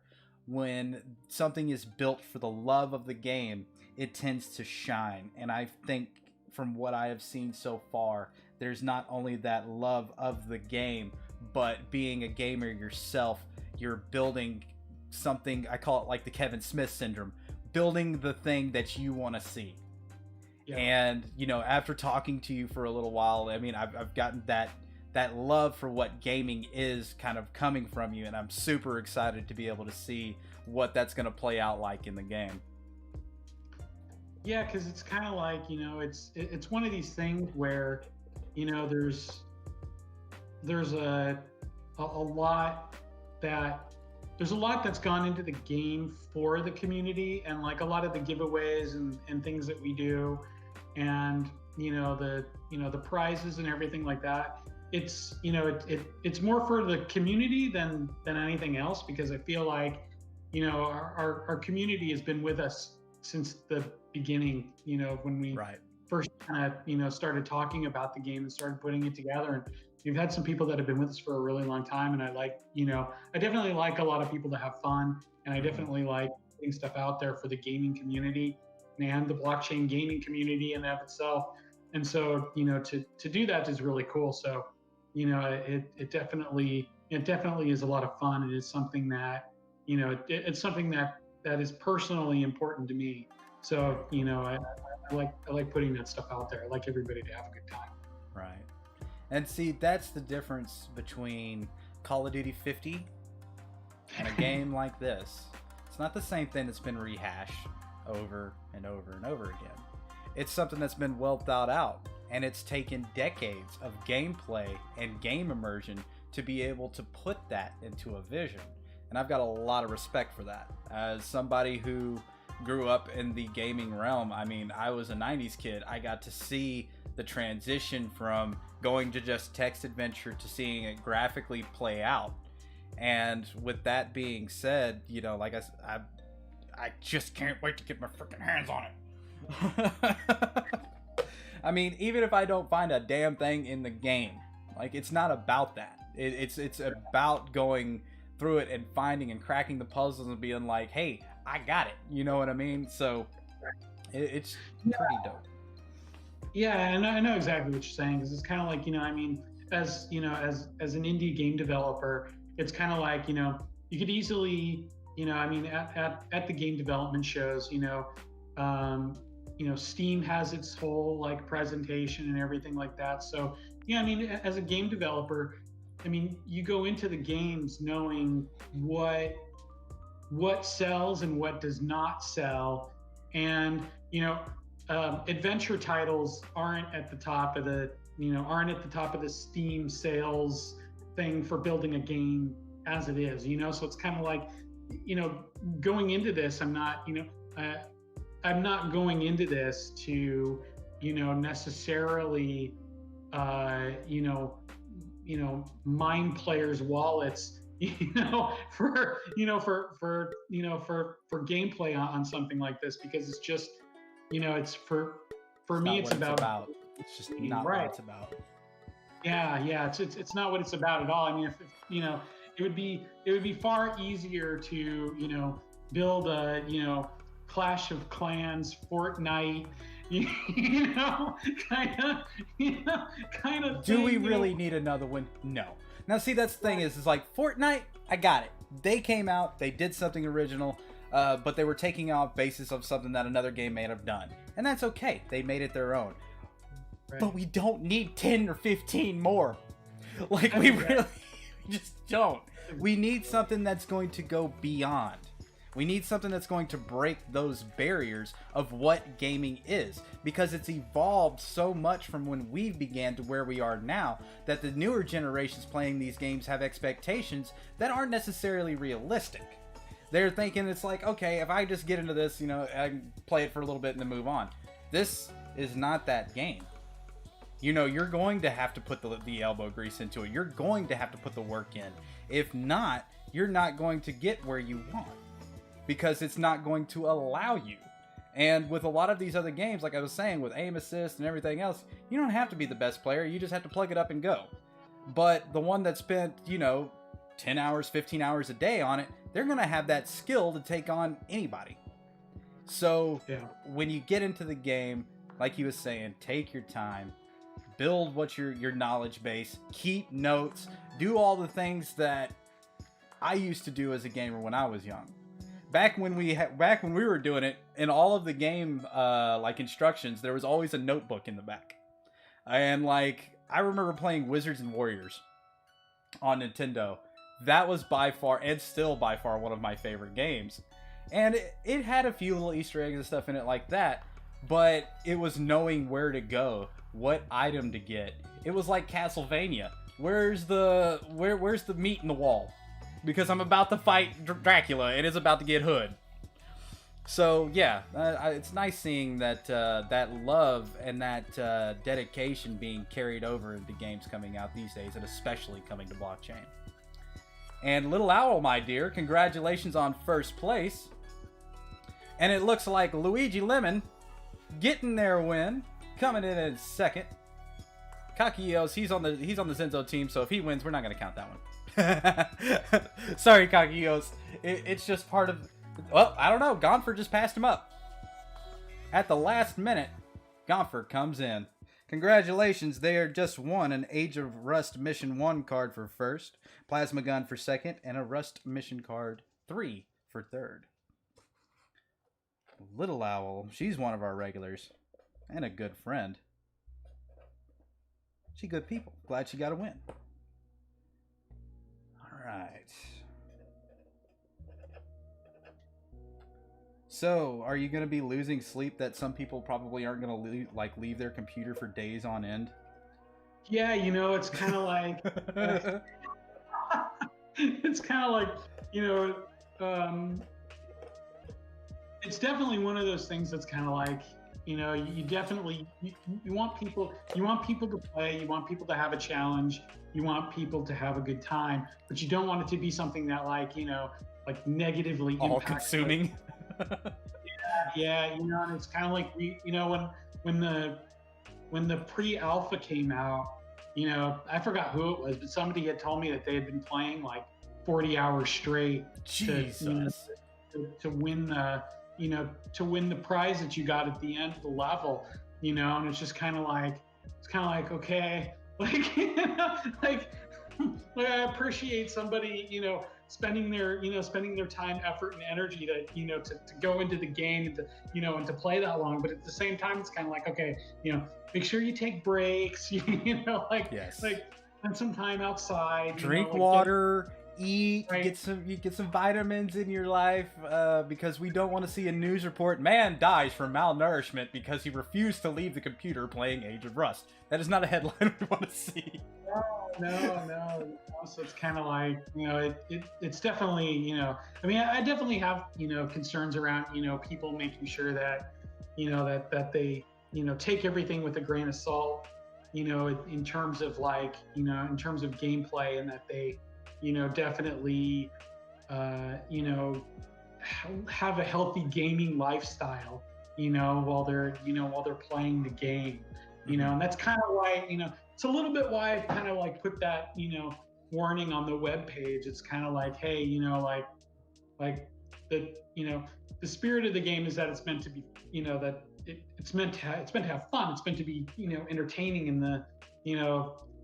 But at the same time, you know, I realize that some players are definitely going to want to, you know, go for the treasure hunt. They're definitely going to want to, you know, spend time in, you know, in just, you know, getting into every aspect of the game, which is great. But, you know, you definitely want it to be a healthy experience too. Right. You know? Yeah. I mean, and that's just a good lesson. Too much of anything is bad. Yeah. Gaming is a great thing, but it has to be respected as anything else that you do in this life. Too many cheeseburgers will kill you. It's a fact. Salt, too much salt, it'll kill you. Too much sugar, it'll kill you. It's just that way. So just keep that in mind, because if you're sitting in your gamer chair for 20 hours, chances are you're developing a blood clot. Get up and go out. We don't need anybody streaming with some kind of, you know, graveyard tan, hasn't seen the outside, somebody comes in the door, they hiss at them. You know, we don't need that. All right, we got a few people coming out onto the track. Race 8, ladies and gentlemen. All right, after this, we have 3 more races for our finale. We've got an hour left in the show, so we're going to break those up a little bit. and give everybody time to get in. For this next one, we have an Age of Rust MFT token. Second, we'll be getting the plasma gun, and third, we'll be getting a Rust Mission 2 card. So get it out on the track, gang, so you can come win. So these next 3 races are the big ones. All right. So those are the ones that if you have all of this other stuff, this is probably what you've been waiting on. And if I was the one that was going to be potentially winning 1,300 in a BTC, I'd be going to get that Origin card. So if you want to go look that up in OpenSea, you'll see what I'm talking about. Because it's got a nice little penny that's attached to it. So when you were developing these cards and these cards that are going to be coming out in the future, the idea that they unlock the capabilities of the game, I find is kind of unique. Instead of, just getting everything, you have to kind of collect these at the time to unlock the potential of the game. Are a lot of these cards that would give you the next mission available to earn in the game? Yeah, so there's definitely, there's definitely some of that's, built into the game, because a lot of the basis of the game was token controlled access, right? So there's definitely is, quite a bit, Thanks, Jess. Quite a bit in there for, for players to have the capability to, to leverage something that they've won in the game to get them into the next, level, right? So because there's only a limited amount of the mission tokens available, so it's kind of like for players to basically be able to get those, they either have to win them in the game, right? Or they have to basically get them from somebody else in the community who already owns them from way back when when we released them for the earlier text adventure game. Right. So it's kind of like they've got to be able to kind of collect, trade, and kind of get it in there, or win it by solving an earlier puzzle. Yeah. Nice. All right, guys, this next race is going to be for the Age of Rust MFT token to get the beta access. The second is going to be the APG M55 plasma gun, and third will be an Age of Rust Mission 2 cards. And if you get a hold of these, I suggest you hold on to them, because you don't know how difficult, just like he said, these will not, there's only a limited amount. If you're a Magic the Gathering player, if you had a Black Lotus card, you know what you got. You may not know what you're getting here in this show today. So until you do, wait for the game to come out. Just wait. Because everything I've been grabbing and getting, I ain't letting go. You're going to have to fight me for them. And I'm from Texas. I'm armed. So don't do that. Weak hands. Weak hands fold. That's right, B-Man. That's right. Don't be a pleb. Nobody likes a pleb. So, with the community and everything else, have you seen a lot of hype come building up for the game recently? Yeah, I mean, there definitely is, and it's kind of interesting too, because it's kind of like, I really haven't gone out of my way to advertise the game through traditional channels, right? I'm not running I'm not running Twitter ads, I'm not running Facebook ads. I'm just kind of, I'm just kind of going by community word of mouth, and when folks like you and I connect, things like that, because to me, it's more authentic, and it at least I think it is, because it's about something real, and not something that it's like I'm trying to that I'm trying to hype to be inauthentic to the community and to the blockchain gaming community. Right. And it's kind of like I want it to be a fun game, and I definitely want it to be something that players are excited about. Yeah. And I definitely know there are players that are excited about. I get a lot of messages from people who are dying for the game to come out. Get their hands on that, right? Who want to get your hands on some of the tokens and some of the things. And so it's really exciting.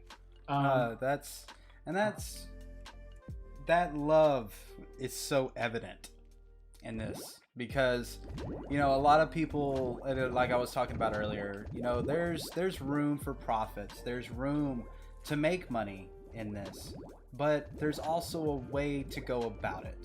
This is one of the levels I was telling people about. Good luck, everybody. And it's such a refreshing thing to know that not only a game with that love and that drive is being made, it's also being presented on the blockchain, which is something I hold dear. I grew up in arcades. I was a little Coke bottle glasses kid with buck teeth. Wasn't no good at sports, didn't have a whole lot of friends. But when I was in that arcade, I was equal. It did not matter how big you were. It didn't matter how fast you were. If I was better at the game, I could beat you. And that is something that has died with video games. Yes, there's scoreboards. Yes, there's leaderboards and stuff like that. But there's always a hacker. There's always somebody who's doing this. There's always somebody doing that. And when you do that, you sacrifice something that is bigger than what people realize. You're distorting what the game is supposed to be. And I'm hoping that with new games like yours and the ones that we're coming out with, inspire the next developer to put that heart into a game, so we start seeing libraries be built based on the idea that a game is more than just a cash grab, because it is. It's something we hold dear because it was something that was there for us that maybe when nobody else was. And just like I was telling you earlier, somebody from the outside who never plays games may not understand it. You live in one world, that's fine. But I live in hundreds. And that, to me, is something worth protecting. It is just as important to me as blockchain itself. Yeah. So seeing the two come together and making something truly stellar, I can't freaking wait. Why did this map have to come up? Yeah, this is the worst map. There's a good chance everybody will die except for Cryptop. Never mind. We have a winner. Cryptop gets the first one here.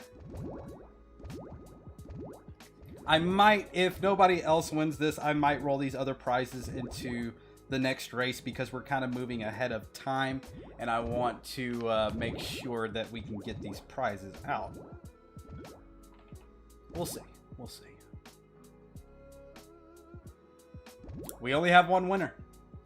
So, when I started this, I said if one person wins, which I knew this freaking map would come to bear, we were going to omit the other prizes. But I'm going to go ahead and put in an extra race so we can get rid of these other two items. Hey, I wing it, baby. That's just how we do it. So, the winner of that one is Cryptop. The one and the only winner. Rip everybody else. Can I get an F in chat for all the fallen? Only one survivor. So, we will race for the APG Plasma Gun and the Age of Rush Mission 2 cards on the next race. There will only be two winners. Okay? So, first and second. Got it? Got it. On to the next. Rip. All right, we'll have more than two survivors in this one, I believe. We're making good time, so it's good. Might not just have to throw in an extra race. Why not? So this will be race 10 now. This will be race 11. And this one will be race 12. I got all this documented too, B. So just if anything needs to be changed, we'll handle it here later. All right.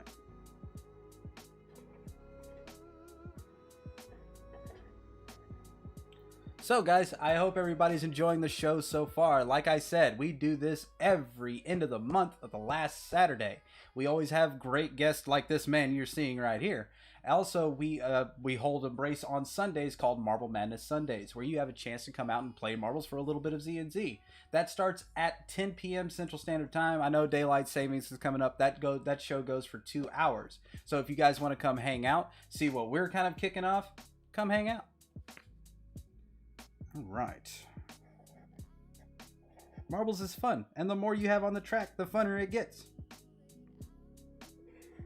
The only bad thing is that I can't win. Nah. Somebody's got to make the sacrifice.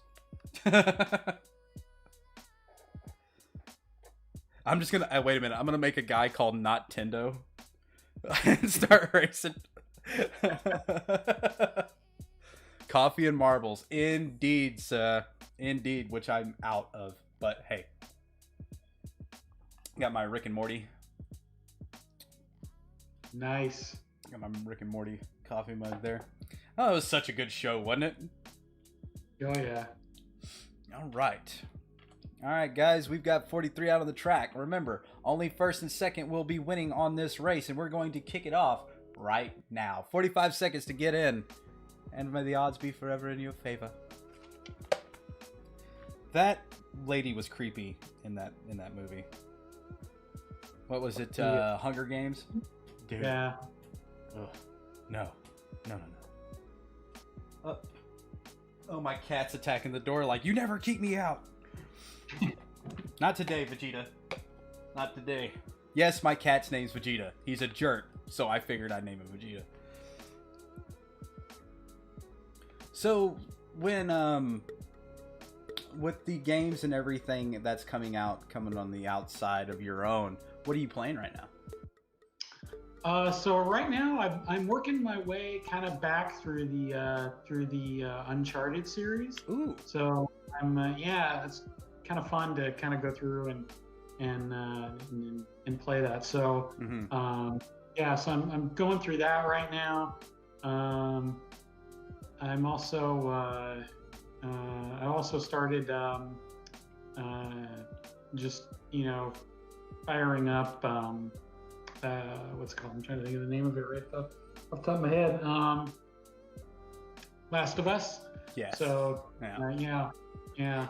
So a lot of these are games that just like they, even though they came out like a few years ago, they've just kind of been like sitting on the shelf, and I just I haven't had a chance to like go through and like play them.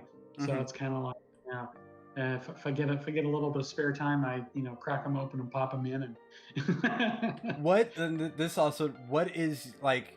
I want to touch on Uncharted a little bit because I played Bionic Commando a lot as a kid, and when I saw that grappling hook, that was the first thing I thought about. But what game do you always find yourself going back to?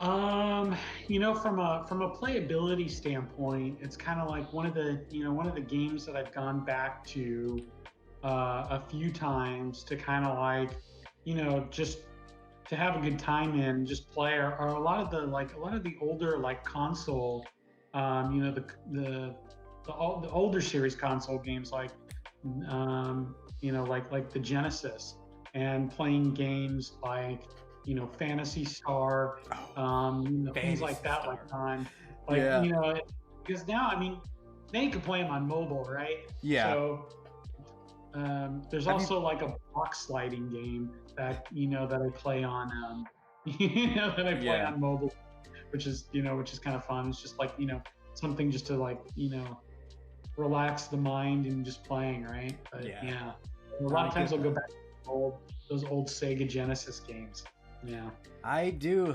I've got my Sega, and it's so funny that you mentioned Phantasy Star because they released the other Phantasy Star Online too, not too long ago, and that is one of those games that's really nice, but I feel like it could be really overwhelming just from the amount of stuff that is in the game.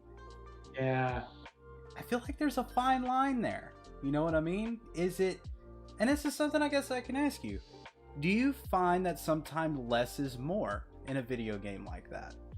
Or do you just constantly bombard people with the next mission or an item that you need to upgrade or the next thing to where it just gets mind-boggling?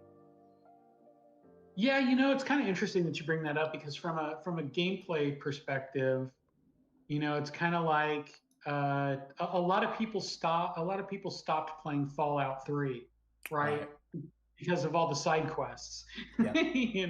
So yeah, I think I think in some cases less and less is more, because you can only dungeon crawl for so long and have so many dungeon crawl experiences and quests that do dungeon crawling. And finally it's just kind of like, you can only, at least me, right? Like, I definitely know that there's players out there who can, you know who enjoy upgrading every last arrow to the, Yeah. to gilding every arrow, and imbuing it with special powers, and going on quest after quest after quest, and drop 4, 5, 6, 700 hours into a game to do that. And there are those players that I'm not one of them, right? Right. So yeah, I think in some cases less is more. Not Tendo just followed. Damn it, guys. Stop listening to me. Adonis and Captain DJ, congratulations on that win. All right, guys. Now, these next 3 races change. First place, 5,000 Rust Bits up for grabs. Give us a little information on what the Rust Bits are. Yeah, so Rust Bits were kind of our early crowdfunding token. That is something that basically we started building in to have as not only rewards for players, but also the first use case for it was when we had the first mission cards that came out that were included in the text that we used in the text adventure. Mm-hmm. The cards were basically sold for Rust Bits initially, so you had to have your Rust Bits available to get the mission cards initially. And then when we moved off of Counterparty, we basically reminted those over on Ethereum, and then had I created a website and token wizard that allowed players to migrate their Counterparty tokens over to Ethereum. And so now we have the Rust Bits side on Ethereum. We gave the community, a year to come on over from the Counterparty side over to the Ethereum side.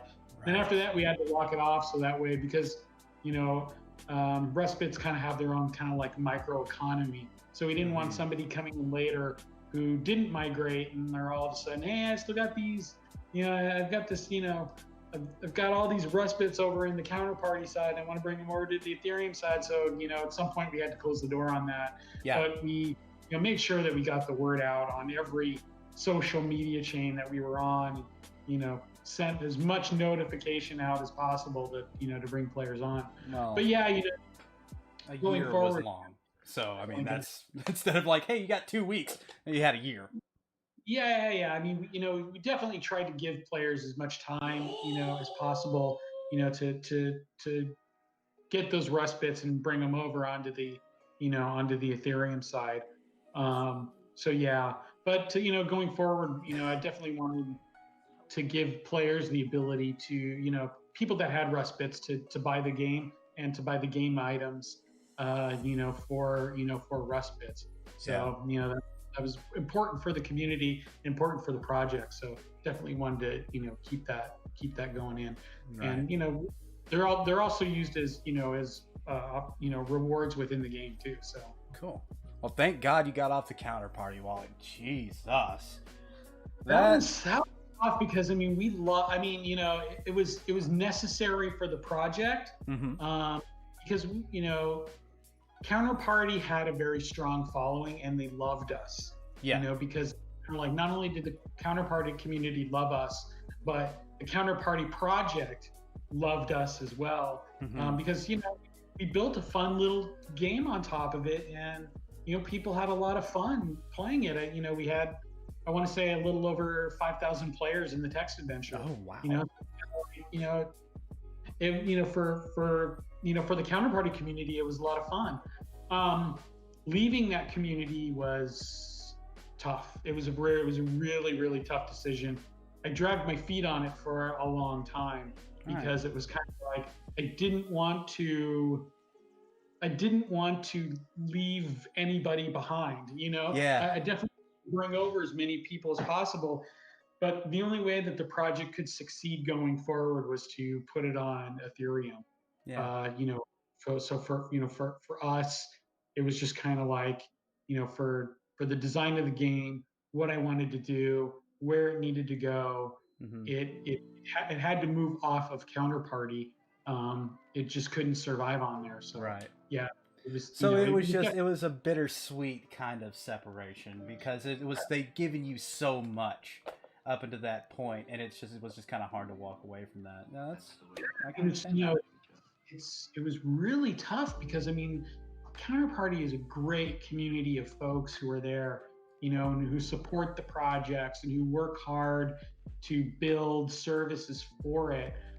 But it was a bridge too far for too many players to to to to onboard a player who is not completely familiar with cryptocurrency. Very, very, very difficult. Cool. That's a tough ladder for a lot of people to climb. Yeah. So Night Falcon, thank you for the sub and the follow. Much appreciated.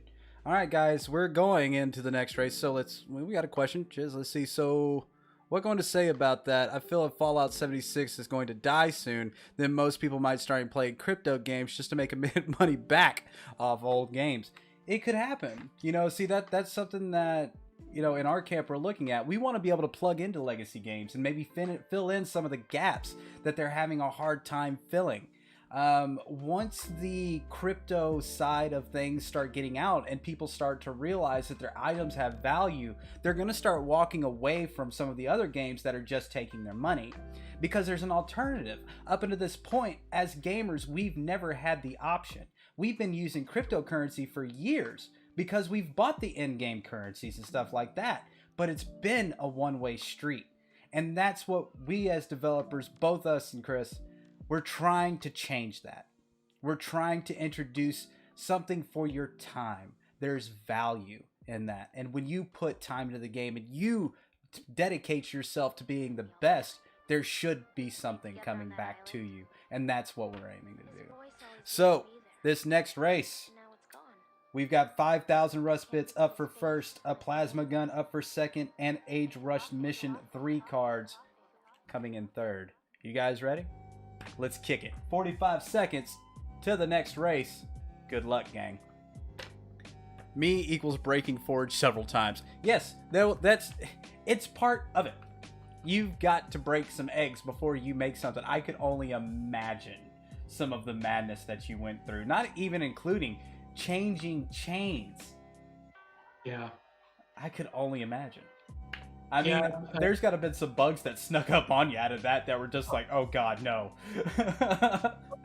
Blockchain migration for any project is tough. I wouldn't wish it on anybody. Yeah. At all. Yeah, it's definitely, but yeah, I mean, some of the stuff that we use to build the game in Unity is pretty advanced. Mhm. To achieve the look and the feel of the game, and to put everything that I want into the game and build in a lot of the blockchain aspects. Yeah, there were some really nasty bugs earlier on. Yeah. And that's the part that a lot of people don't see. As gamers, we have a responsibility to let game developers and stuff know if we find bugs, but we don't hold guns to their heads, guys. I have seen some people in chat that on like Steam and stuff on some of the things, like these guys owe them something when they've clearly defined what they were creating, what they were putting out, and people want to go on this witch hunt. It's not necessary. If the developers are true, they're going to listen to their community and they're going to work on that. So before you start casting stones, have some empathy. Put yourself in their shoes. If it's a one-man team, really, hold your tongue a little bit, because that one person has probably put years into this. And if enough people wipe their shoes on it, that's when even the best developers will walk away. Because it's hard. You're not going to sign up for getting punched in the face every day. You're not. So have some empathy. Come with constructive criticism. Be saying like, this would be better if this, or how can I help in this? Do you need a mod? Just be there for them. But I mean, if they have a 50-man team and they're called Bethesda and they spent 5 years to make something like just straight garbage, by all means, get your pitchforks and your torches. You know what I mean? Let them know that this crap won't stand. Yeah, that's for y'all to decide. But like I'm saying, these small indie development teams have put a lot of love into some of their games. And when you get that kind of feedback, it can be really disheartening. So try to lift people up. Don't beat them down so much. But like I said, if they're out there for a cash grab, by all means, do what you got to do. Let them know that that won't stand either. Because we are the gamers. We are that community. Just like we got elections going on right now, we make the decisions. As with our money, with our presence, with our time. So, keep that in mind. All right. Kermit getting first place with a 5,000 Rust bits. We got Paul getting second and Gonfer getting third. I think that is your third win there, Gonfer. I hope you got all separate cards. Congrats. Congrats. And I think Kermit's out of your camp. I think he hangs out in your Discord. Could be, yeah. So what say you, Kermit? Oh God, really? Buffering? Come back. Okay, we're back. All right, let's see. Okay, fine. My input, Tendo grow a mullet. I don't want to grow a mullet. Too pretty for a mullet. Do you have any alternative plans if ETH gases keep increasing or fails to improve transaction speeds? I hope Engine Affinity comes with a solution soon, but any alternative plans do you have? Yeah, so it's pretty interesting. So one of the initial designs for the game basically had the ability for players to buy the games a la carte inside the game. And one of the things that I had to change recently was that capability, because the a la carte way of getting something right now with gas fees and with Ethereum the way that it is just didn't make sense. Mm-hmm. Because it's kind of like it would have been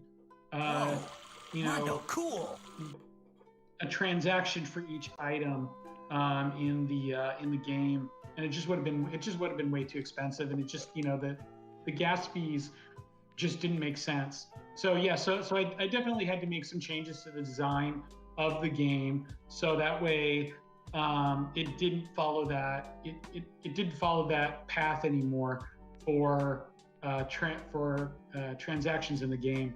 But in terms of like long term, yeah, the scaling solution that the Engine is rolling out, which is called Affinity, definitely lowers that transaction cost significantly. It puts it back into the sub-cent category. Perfect. Of able to send tokens, and so that that changes the whole kind of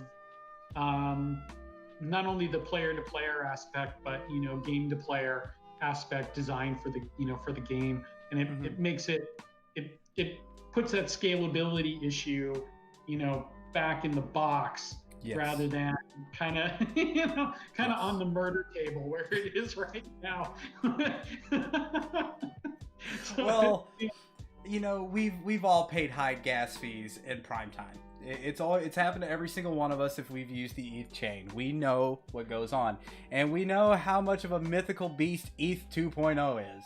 And it's nice that Engine is addressing it in their own way, because that's something that we hold dear in our own camp. It should not cost an arm and a leg for me to be able to transfer an item either between a player or into a game.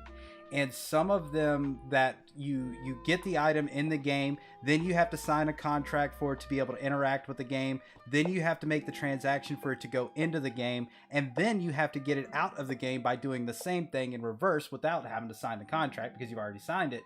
But then you have to transfer it to wherever it's got to go. and then you got to sell it or trade it or do whatever.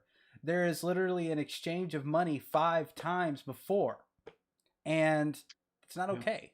That has to be grown on, and I'm glad that they're addressing that.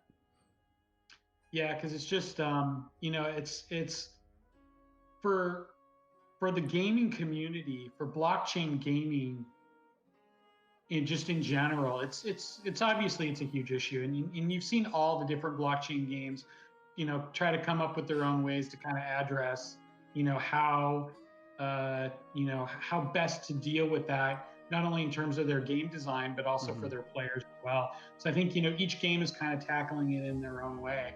But absolutely, I mean, to ding the player's wallet time and time and time again just isn't right.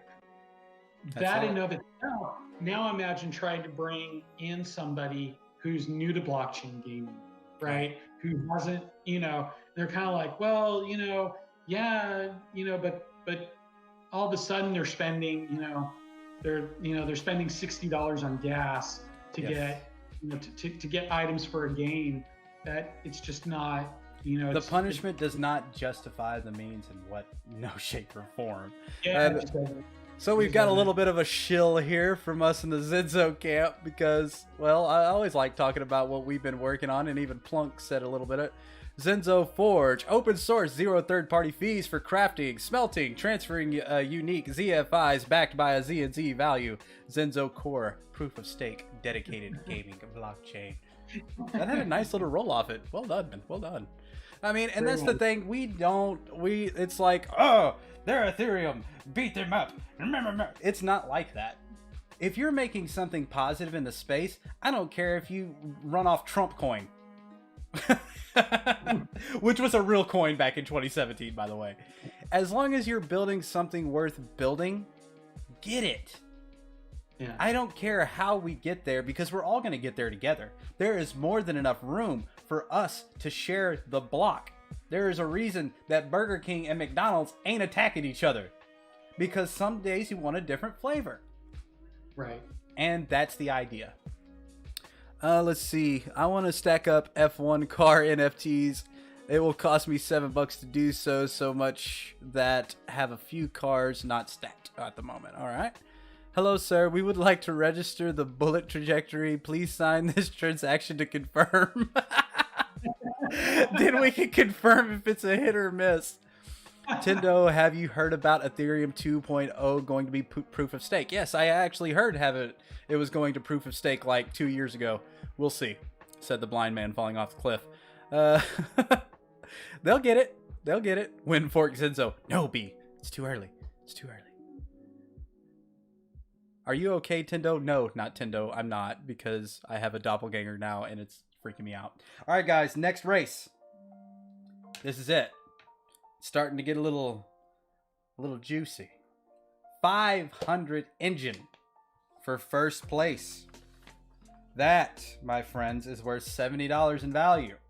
This can also get you some of those fancy little items we've been talking about on today's show. So don't go out and dump them.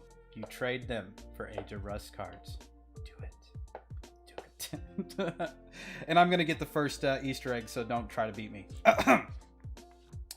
So, we've got 500 engine coins for first, Age of Rust Mission 1 cards for second, and a plasma gun token for third. Alright, guys, we've got 50 people on the track. I'm going to start the countdown. Let's get it. Okay, I'll try now. Lucky Richard using his 4th GPU mining Ethereum, getting it. Yes, the engine that we are going to be giving out on the next race is worth $70. So, wait till y'all get a load of the next race. You're really going to crap your khakis. Guys, it's always such an honor to host these shows. Having great guests like Chris on, it's why we do what we do. These are the things that are worth highlighting. I hope that you guys get the game when it comes out. Put it on your wish list now, because when it does go out, I'm not wasting any time. I'm going to get mine in the game. So I hope that y'all go out there with me, and we'll be hanging out in the Discord together, trading information when we can. Not too much, because I'm not giving you any in my hands. So we both talked a little bit about Ready Player One a little bit. You got to kind of get into the book. I've been into the book. I've read it multiple times as well as you. So with that kind of being said, if you guys haven't heard of it, it's a movie. It's as well as a book. But what made the book very special is that it paid a certain homage to games of yesterday, where it came from, where it was going, the music, the culture, the standing behind a machine and pumping quarters in and playing until your fingers were in blisters. All of those things were evident in that. And when I got to talk to Chris for the first time, he had James Halliday's feel to it. He was one of the main protagonists in the book, and Halliday's Easter egg is what the whole book was about. And it took years for these to be found, to the point that people started to fall off. Don't forget what the hunt's about. It's more than money. It is something that has been going on for generations now. And this is going to be the latest homage to that. And I hope to catch you guys on the inside there. All right, let's see who's going to get it. Little Owl catching first place. Congratulations, growing them wings. Way to go, hun. Sad Blast catching second, and Jeepers Creepers getting third. Well done. Well done. This one has too many spinny things. I know, Mad Ed. That's your kryptonite. He doesn't like the spinny things. This one was pretty rough. Owl again. Owl again. This is that really good first place. Congrats. Little Owl is one of our regulars here. She's had some tough races in the last couple weeks. She hadn't had it, but you made it happen when it counts the most. All right, Little Owl. Let's see. Second, Sublast. I can't pronounce stuff. Bear with me, gang. I got Lysdexia. There's a joke in that if you can't figure it out. Jeepers Creepers. That's a perfect time of year for that name. Yeah. He only comes out after so many years to race marbles and win NFTs.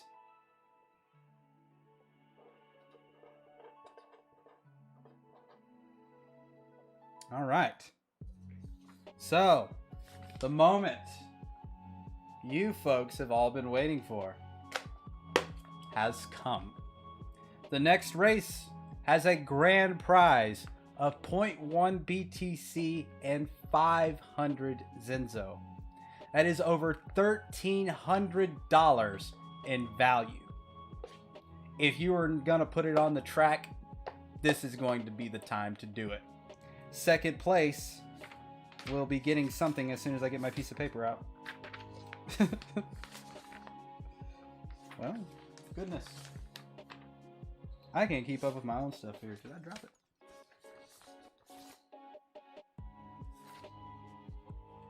Oh, I was looking right at it. Second place is going to get an Age of Rush Mission 2 card, and third will get an Age of Rush Mission 3. Remember, if you get double cards, there are other people that may be getting them too. They might just trade for that mission card. So, go to these guys' Discord, reach out, say, hey, I got 2 of these and I want to get it for a different mission one. I guarantee you somebody in that community is going to jump on it. What do you say about that, bub? Yeah, Think absolutely. so? Yeah. I think so too. All right. It's time. 2:37 in the show. We're making great time. We're going to let everybody take enough time to get out on the track. We're going to kick this final race off at 2:45. So it gives everybody enough time to get in that final race. I appreciate everybody coming out today, learning about Age of Rust. I hope you guys are excited as I am. I have never just completely fangirled over a game in a very long time, but I am more, and I will be flat out honest, I am more hyped about this game than I am Cyberpunk. I said it. I said it. It's always the ones you don't see the commercials for that you want to get in on. It's true. Just saying. It's been that way forever, though, hasn't it? Yeah, yeah. It's the ones that you hear in the grapevine from your friends that are like, "Oh man, this is cool," but you won't see it on mainstream. That's exactly. It's like, oh, hey man, I'm playing this game. Like you gotta come play this game with me, right? Yes. Yeah. I remember playing like some of the super hard games back in the day, like Rambo. Like I was hell bent on beating that game. How I did, I have no idea. It was just sheer perseverance. It wasn't that great of a game, but it was just one of those I had to beat. Be sure to join the Age of Rust community. There is a link to their Discord. And join ours as well. There's a link to ours. Guys, if you win a prize, you have to get in contact with us. We will not reach out to you. We do not DM first. Come to our Discord. The link is right there. Message Mr. Urine B. He will get you taken care of. So, this next race we have about 5 more minutes to kick it. We've got 70 people hanging out here in the Twitch. If you've not followed, that is the only thing I will ever ask you to do, because when we release news and stuff like that, it will be on this channel. So smash that button, and we will catch you on Sundays for our Model Madness show to give your chance to win a little ZNZ. There are some people that have been playing it long enough, they've almost got a Master Node. Wow. That That's is pretty good. how long they've held and played. It's amazing to me.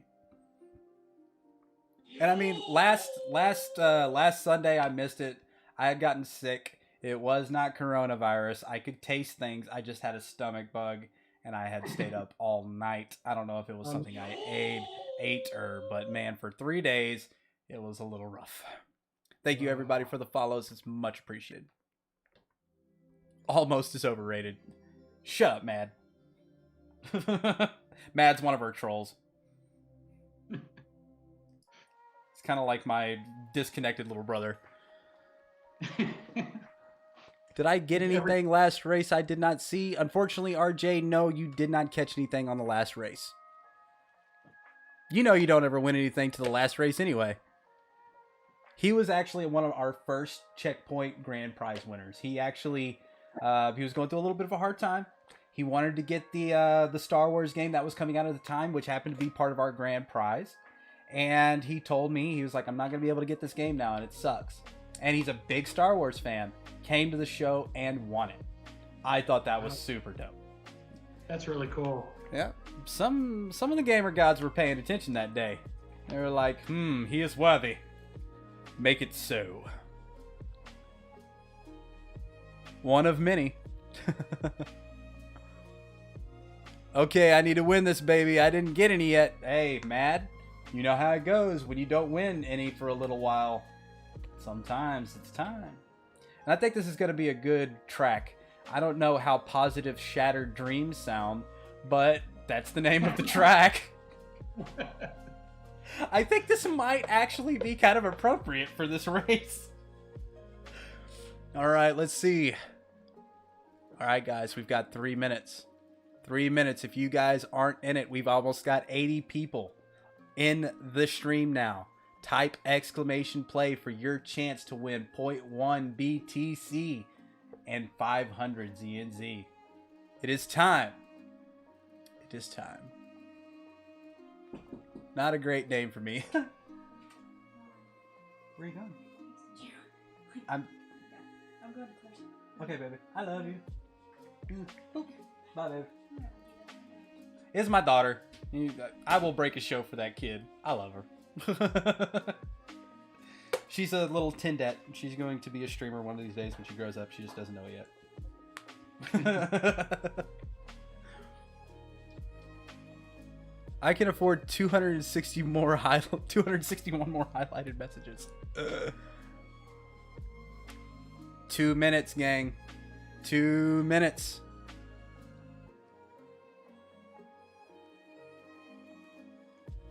Wah, cringe moment there. Hey, get over it. You know what, Kermit? You don't get to win.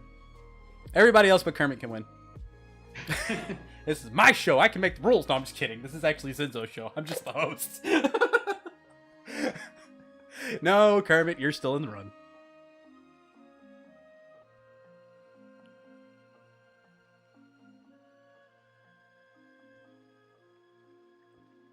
You need to add some more rewards? Oh, excuse moi. It's my show. No, RJ, it's not. It's not. Oh God, this song. It's like some ambient background music. It's kind of. We used to play a certain song at the end of the shows, but then we started getting stricken down with copyright issues, so we don't do that anymore. That's a bummer. It is. And now you'll get booted off of Twitch for it. 3 Really? strikes, you're out. Wow. Woke and broke. Alright, guys. Here it is. 1 minute out. Is your marble on the track? We've got 60 people. Well, 59. Almost 60 people out on the track. This is close to a record for our shows. I want Very to cool. say thank you for everybody coming out. Chris, you've been an excellent guest, brother. No, thanks. I appreciate it, man. Thanks for having me. And we're going to have a little 15-minute Q&A at the end of the show. So if you have any questions that you want to throw at Mr. Chris before we take off, that'll be the time to do it. All right, gang. It's time. I'm going to kick off the countdown. 45 seconds. Good luck. Appreciate everybody coming to hang out today. This has been a hell of a checkpoint. I'm excited, and I'm not even in the running. Chris, we love having you on, man. First and not the last. Hey, you never know. You might want to come back over to a future little checkpoint if you do any updates to the game. Might have to bring you back on. Sounds like a plan. Very cool. 15 seconds. Pray for the almighty lemon. Pray to the almighty potato. See, remember what I was telling you about the potato overlord? Here, it's starting to show its head. That's my followers. That's the potato followers there. All right. This is it. 60 people on the track. It's a long one, too. This is going to be a nail biter, guys. I'm not going to mention anybody's names until the race is over because I am not putting the curse on anybody. That's kind of an ongoing thing. If I mention anybody's name during the race, they're guaranteed to die. Sadly, it's like that. Yeah, my kid texts me 3-4 times. Sorry. I want to say the name too because that one's cool. It's anybody's race though. There is a whole lot of track. We've got poppers, we've got spinny things. Anything can happen here. Wow. What was that? Restart. In order to win, you got to be on the track. We gave about 7 or 8 minutes for everybody to get a chance. A lot of these folks have sat through this entire show for this opportunity. Ooh, Miaz took a dive. Sorry to see you go, but oh God. Twit gets hit by the popper. Big beef patty. Oh God. I'm sorry, I didn't mean to say your name. I didn't mean to. Oof. Got some of the old winners that are coming up in here. We got, I don't know who's going to get this. This is it. This is it right here. No. Oh, Dutterman gets yeeted at the last second. Little Owl. Neck and neck with Kermit. Holy damn. That came down to the wire, and I thought somebody else was going to get it, and they got yeeted. Owl, out of all the times you said your wings have been broken, congratulations on being the grand prize winner of the Checkpoint Level 11. My dear, holy crap. You just won 0.1 BTC, as well as 500 ZNZ. Bravo. Well done. This is the most luck I've had in months. I know, I talk to you on a regular basis. The fact that you got this one is awesome. She's had her share of tough times. So this will definitely help her. And I'm super glad that she's going to have the chance. And I know she's a solid gamer. I've played games with her. So I expect to see you in the Age of Rust world as well. Guys, I've got some winners to document here. And then we can go into the Q&A section of the show. Oh my God, my heart. My heart was racing for that one, man. All right, little owl. 3 solid wins today. Anybody's game, and you got it. Kermit did well today, too. You sewed a few up. And Choo Choo. Choo Choo Train 4. All right. Choo Choo Train 4. That's our winners. That's it. All prizes have been given out. And we have come to the conclusion. Checkpoint level 11 with the Age of Rust. Chris. The mind behind Age of Rust. So, as we come into our closing, I want everybody to kind of open up any questions that Chris may need, so he can help improve his game or have suggestions for his game. If there's anything that you want to throw out, this is time.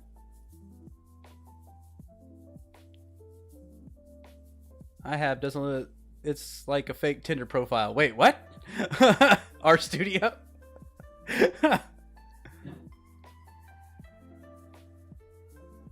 Win Age of Rust hat. Oh, yeah, so we actually have some. We will have some hats that'll be out pretty soon. Probably in the next week or so. I'll open up the web store, so that way on the website, so people can go and because I've had a lot of requests for hats and coffee mugs and and that sort of thing. So those will be the 2 items that'll be up first. This is what lockdown does to ancient people. That is not very nice. That is not very nice. We are not ancient. We are seasoned. Origin holders get free hats, right? I have no control over that one. I am not touching that one. Yeah, the prize for number 2 was the Mission 2 cards. He's not that much older than me. All right, guys, we're going to keep the floor open for just a few more minutes. If there's any questions that you guys want to get out, this is time. When Zinzo plus Age of Rust collab?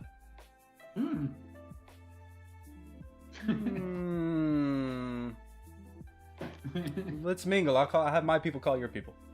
All right. Yeah. Okay. How does the DEF of Age of Rust will earn some money for making the game, selling T-shirts and stuff? Kermit, I didn't quite catch that question. Where can I buy Zinzo Pro at? You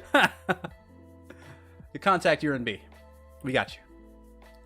How many hours a week are you working on the game?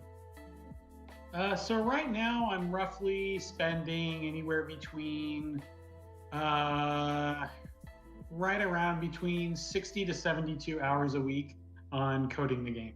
Mm-hmm. So that's the amount of time going into it. So I put about 12 hours a day into the game. Yeah. Chris, how are you making money for making the game? Yes, that's a really good question. So basically, even though part of the money-making opportunity obviously comes from Steam, when we do plan to sell for fiat, on Steam, there'll definitely be a way to make money there. We did do a crowdfunding round about 2.5 years ago. So that basically allowed us to, to fund a good portion of the development of the game. Mm-hmm. So, it's kind of like, that. That's one of the ways that, I'm definitely looking to, make some money by selling the game on Steam. But, it's kind of like if it makes money on Steam, great. If it doesn't, I've had the time of my life building the game, and I'll continue to make blockchain games, for as long as I can, and continue to make good stuff, So yeah. Very nice. So when Age of Rust goes up for sale, what do you foresee it costing? Probably, I think, I've been pushing some stuff around in terms of pricing, but the Steam level that I think is like, I think it's like $12.99.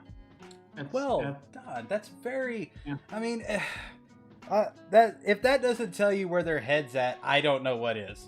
Because you got some of these games that are coming out that are a piece of a game and it's like $60. It's like, what? So that's very, very doable. So make sure you guys have a little bit of extra money in your pocket in December to get that game. So let's see. We kind of went over the how was Age of Rust born, what platforms can Age of Rust be played on. So it's mainly going to be PC, right?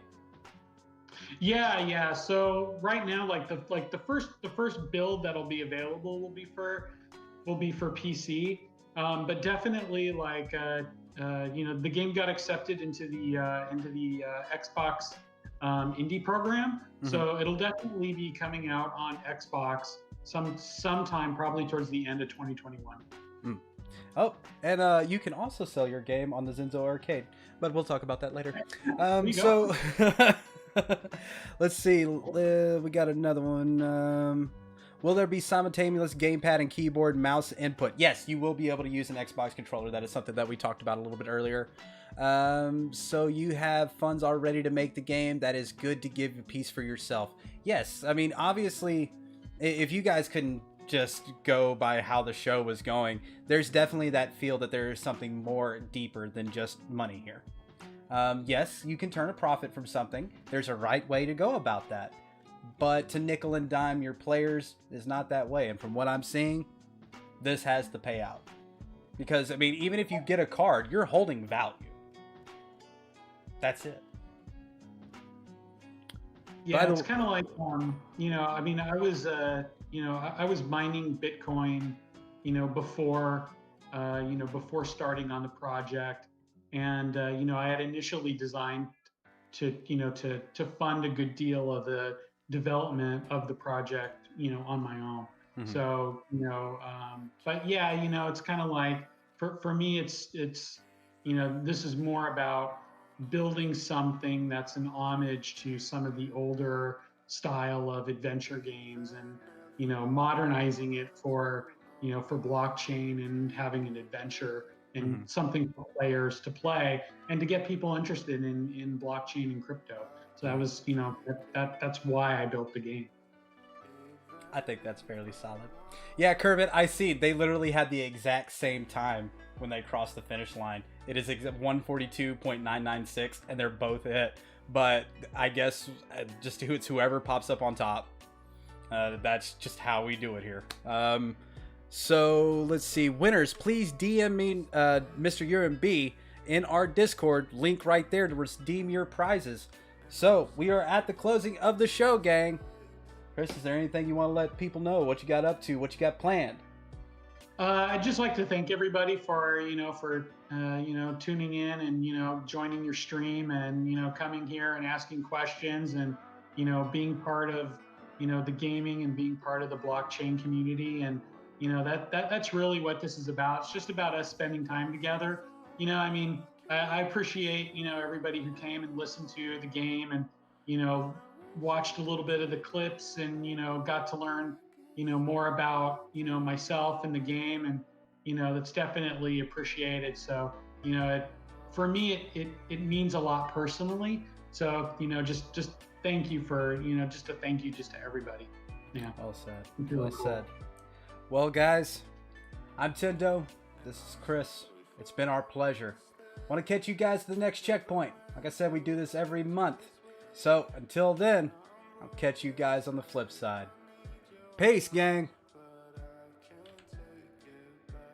Say bye, Chris. Adios.